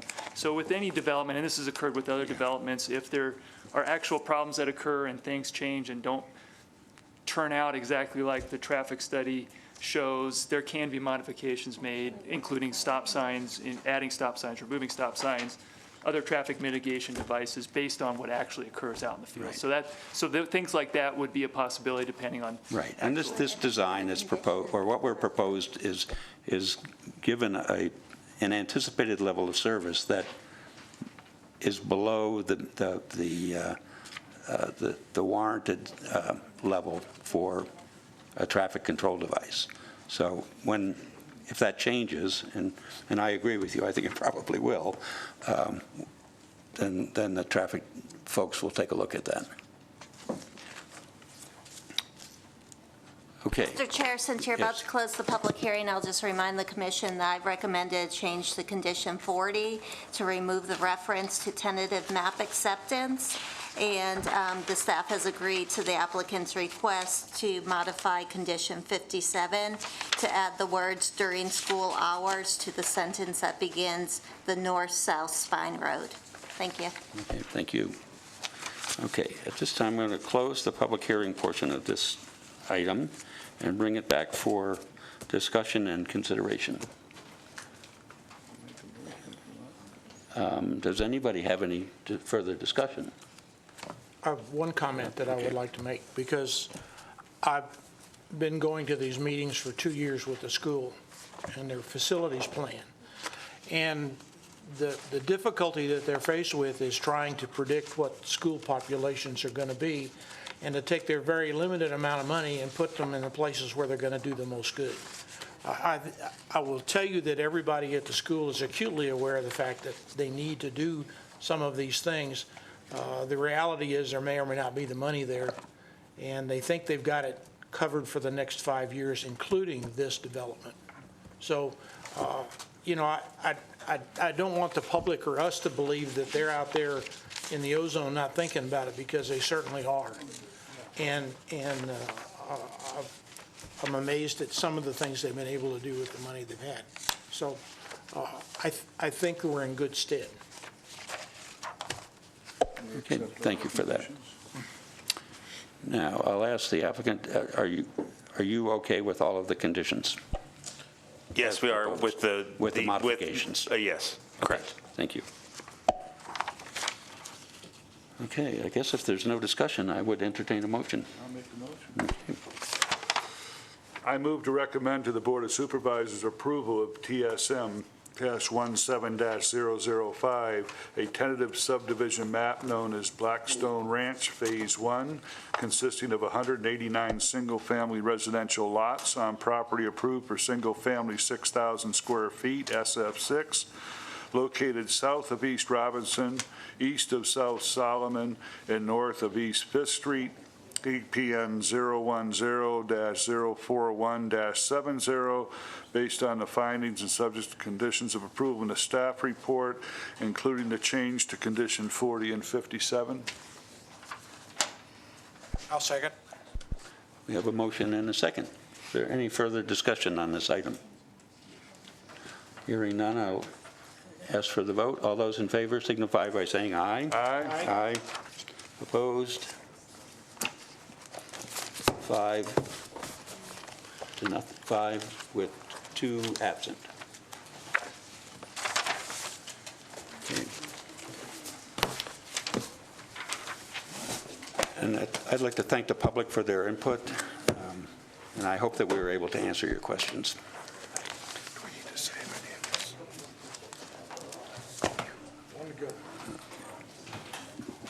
You think that's different than the one we did earlier? This was the original. There were a few modifications. I saved it just because it was so nice of you to throw it away. Okay. We're not making new clothes. We're going to move on to item F5, ZCA-16-199 for possible action to make a recommendation to the Board of Supervisors regarding an ordinance amending Title 18 zoning, Chapter 18.03, definitions, to modify the definition of dwelling, single-family, to remove references to group care facilities, residential care facilities, and halfway houses. Staff. Thank you, Mr. Chair. Hope Sullivan, Planning Manager. In 2005, the city changed the definition of single-family dwelling based on NRS 278021. That NRS provision, which addresses the halfway houses, group homes, and so on, has been repealed. It doesn't exist anymore. So the staff is recommending that the wording that was put on and added in reliance to NRS 278021 be removed from the definition, and we would go back to the definition that was in effect in 2005. The definition that was in effect in 2005 and that we would be going back to says that you may have up to 4 unrelated people in a dwelling. That means if there were 4 people living together in a house, it would be a single-family dwelling. We would not ask why they were living together. There's been concern that this would eliminate halfway houses and the like in the community. And I'm about to give you some more research, which one of the commissioners asked me to do, which you haven't seen that information. But we did seek state input on supportive housing. I contacted the Department of Aging and Disability Services as well as the Bureau of Health Care Quality and Compliance, and the information is on the board. For the Aging and Disability Services, they have 26 supportive living arrangements in Carson City, and each of those arrangements is restricted to 4 or fewer people per site. The Bureau of Health Care Quality and Compliance, they have different categories, but 4 of their sites have only 2 beds. So that means that would be okay in a single-family dwelling. 4 of the sites have 5 to 10 beds. We would call that congregate care, although since they exist, they could continue to exist, and they would be a non-conforming use, but they can continue. And 0 sites had 11 to 24 beds, and 6 of the sites had more than 25 beds, and we would call that congregate care. So based on this input from the state, it feels like we don't have a lot of homes that are being used or they may be overcrowded, I don't know. Somebody asked me, how many beds do we have per house? Have I inventoried it? And my answer to that is, I don't know that's the right number. I don't know that's not overcrowded. At the staff level, our goal was simply to remove the references to NRS that no longer exist. We did not seek to verify that 4 was the right number of unrelated adults to be allowed in a single-family home. We just left the wording as it was in 2005, and we're recommending that the amendment be very limited to the elimination of the wording of NRS 278021. And with that, I'll take questions. Okay, are there any questions for staff? Ms. Monroy. So I probably have a question somewhere up here, and I'll get to it. But I wanted to say thank you for calling the state, because this, I think, is helpful information. So I had, and I think I still do have concerns about the change we're making. My concern is not that 4 unrelated people to a dwelling is the appropriate number for a single-family dwelling. My concern is by removing references to, by removing the group, residential, and halfway houses from this definition, my concern went to, well, where would those places be allowed to be in the community? What my concern is with this is I don't want to create a situation where group home, residential care facilities, and halfway houses are not allowed in areas zoned single family. I think that inclusive communities are a really good thing, and I don't want to create a situation by just trying to clarify a definition or clean up language, where we've created a situation where we've said, no, we're not going to allow these types of facilities in these types of residences, because they are in areas zoned single family. So that's my concern. But seeing the numbers is helpful, because it looks like the numbers don't really support that it's an issue. But going forward, what if we have another site that wants to, so what if this 4 sites from 5 to 10 beds needs to become 6 or 7, then where would that go? Where would they go? So that's just what I'm noodling. Well, and on, to piggyback on that, I think your question is where is this defined else in Title 18? Like, where does it go? Because it can't just disappear. I'm like, right? So, so is there some place in where it is okay to be in residential, where it is? Okay, so if we have a house that has 4 unrelated adults, they may all live there because they're all elderly. They may all live there because they have some type of special need, and that they all have that same special need. Traditionally, the man on the street might call that a halfway house, The man on the street might call that a group care. We're going to call that a single-family dwelling because it's 4 people, unrelated, and we don't care why they choose to live together. It's not our business. They get to do that. When you have more than 4 people, we'll call it congregate care because then it's transitioned. It's not that single-family dwelling with 4 unrelated people. And again, we didn't revisit that. We wanted to keep this very on point in our review. Okay, so I agree. I understand, but I think the question is, and I think what Elise is trying to lead to is this going to push the congregate care? Where are they zoned for? Like, where else is that? Like, are they allowed in residential or not? I think that's what I'm asking when I meant, like, where did it go? So more, Lee Plemmel, Community Development. So she's going to look up the code, but congregate care is not allowed in single-family residential districts. It's allowed in other places, so it's more than 4. It is allowed in multifamily.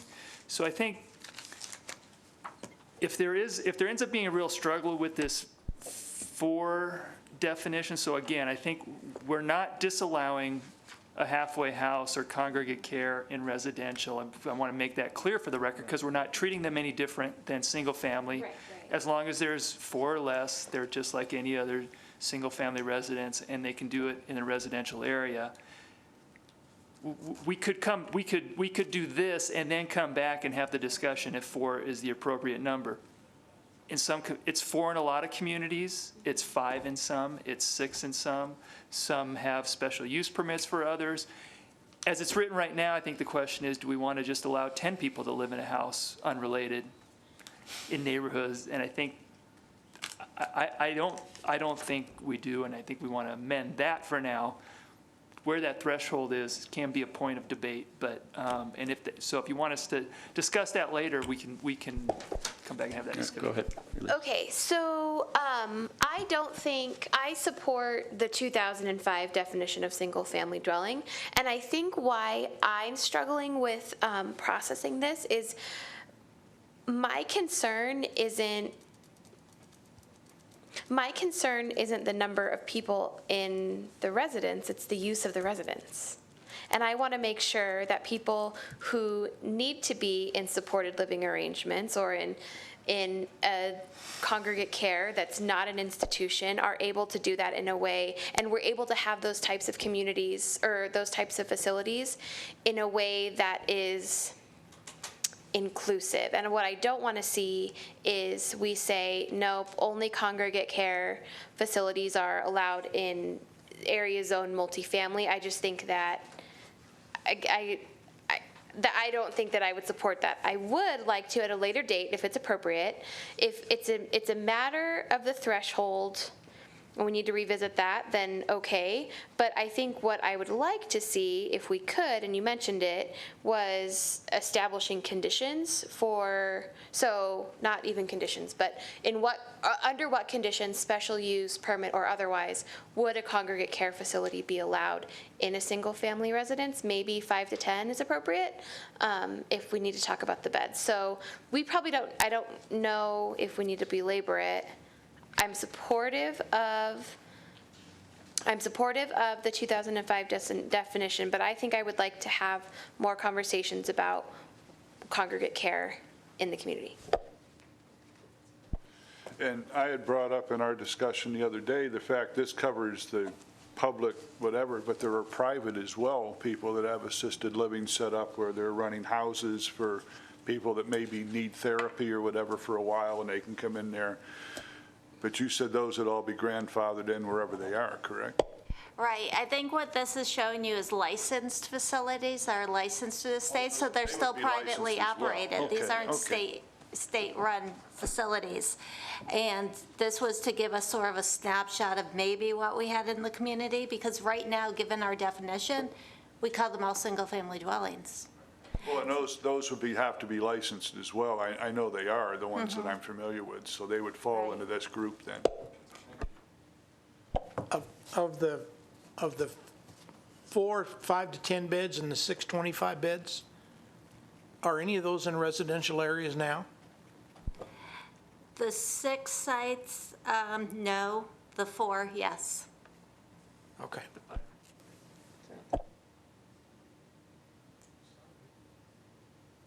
but I have lived in communities where it would be. Yeah. So I think Lisa's appropriate to say, it's not a problem now. I do support changing the language, but if it should arise, I don't want to see people getting pushed out of residential areas because of this. Yes, and it might not be, at least Monroe for the record, it might not be a big deal now, but we don't have, and I could be wrong, but I don't know that it's fair to say that we have a ton of real estate that could be repurposed. So at some point, we're going to have to look at repurposing single-family houses, I think, for some of these congregate care. So while it might not be an issue now, and now we have data to show that it might not be an issue now, it probably will be at some point. So I would support having additional conversations about that. Yeah, I agree with both of you that that in some way what we're moving back to could be limiting, and which we don't want it to be. We want to have the facilities that are necessary to support our population. And it may be appropriate to look at this in more detail in the coming months so that we can figure out whether or not there is, how might we deal with the question of, or what's the line between a group home and a congregate care facility, which is, we don't have that now. No, Well, and I so I think wanna that's point a out bridge that- we can cross when we get there, I guess. So I do want to point out, there's 26 of these operating within the what allowance, what right. we would be changing it to. So it's not that, and those are supportive housing, we're not going to call them congregate care, or group care, or halfway house, or whatever they are. No, but and there's some I agree wholeheartedly with that concept, that these are shouldn't be called anything different than single-family residences. And I just don't want to exclude the possibility in the future that there may be a situation where 4 unrelated people is not enough. Have them get married. So, but I think that we can look at that in the future. No, I agree. Okay, so we've belabored this. Yeah. Basically, we're pulling in our You might have something to say about it. It's been delayed. Ms. Monroy, would you like to make a motion? I will. So let's see. Okay, Elise Monroy for the record. I move to recommend to the Board of Supervisors approval of ZCA 16199, an ordinance amending Title 18, Chapter 18.3, definitions of the Carson City Municipal Code, to modify the definition of dwelling, single family, to remove references of group homes, residential care facilities, and halfway houses, and addressing other matters properly related thereto. We have a motion. Do I have a second? I'll second. I have a second from Ms. Green. Any further discussion? Yes, I just want to make sure that I clarify my record. So while I moved to, yes, I made the motion to recommend to the Board of Supervisors. I still want to make sure that we have conversations going forward about making sure we don't unintentionally limit. So just clarifying my record. Thank you. Okay, thank you. We have a motion and a second. Any further discussion? Hearing none, I'll ask for the vote. All those in favor of the motion signify by saying aye. Aye. Opposed? None. 2 absent. Thank you. Okay. Item G, well, we'll close the public hearing portion of this meeting and move on to item G, staff reports. Just a quick update on Board of Supervisors. Planning Commission items have gone to the Board of Supervisors, and actually, the first one is something that ended up not going to the Board of Supervisors because the your approval of the RV park that was appealed, the special use permit approval was withdrawn by the applicant.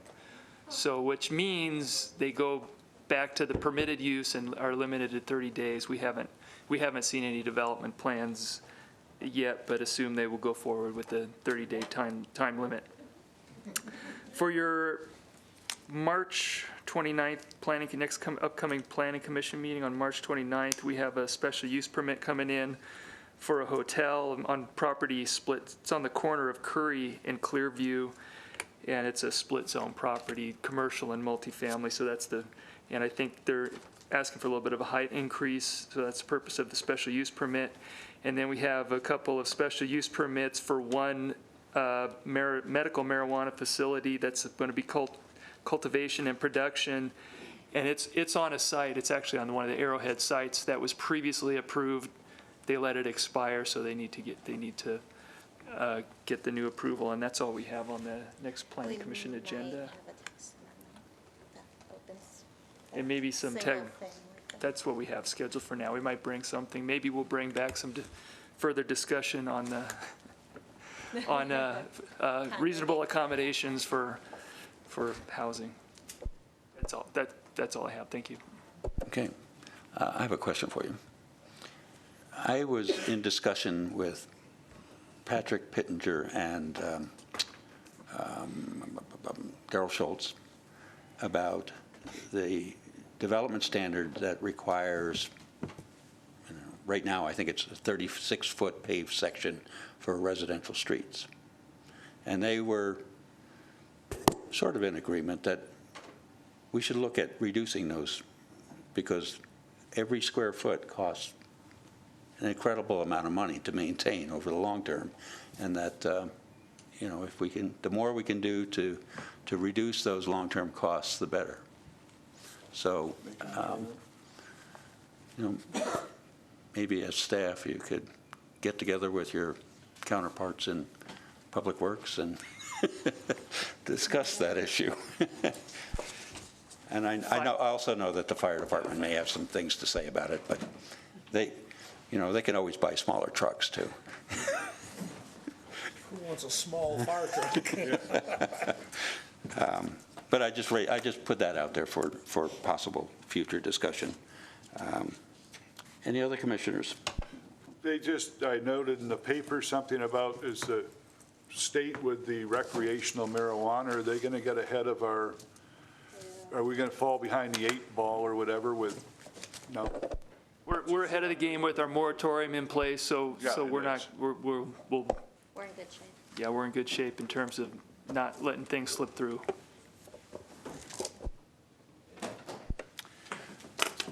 Is there any public comment? Seeing none, we will move meeting adjourned at 8:33. Don't even need a motion. No. Just adjourn. Yeah.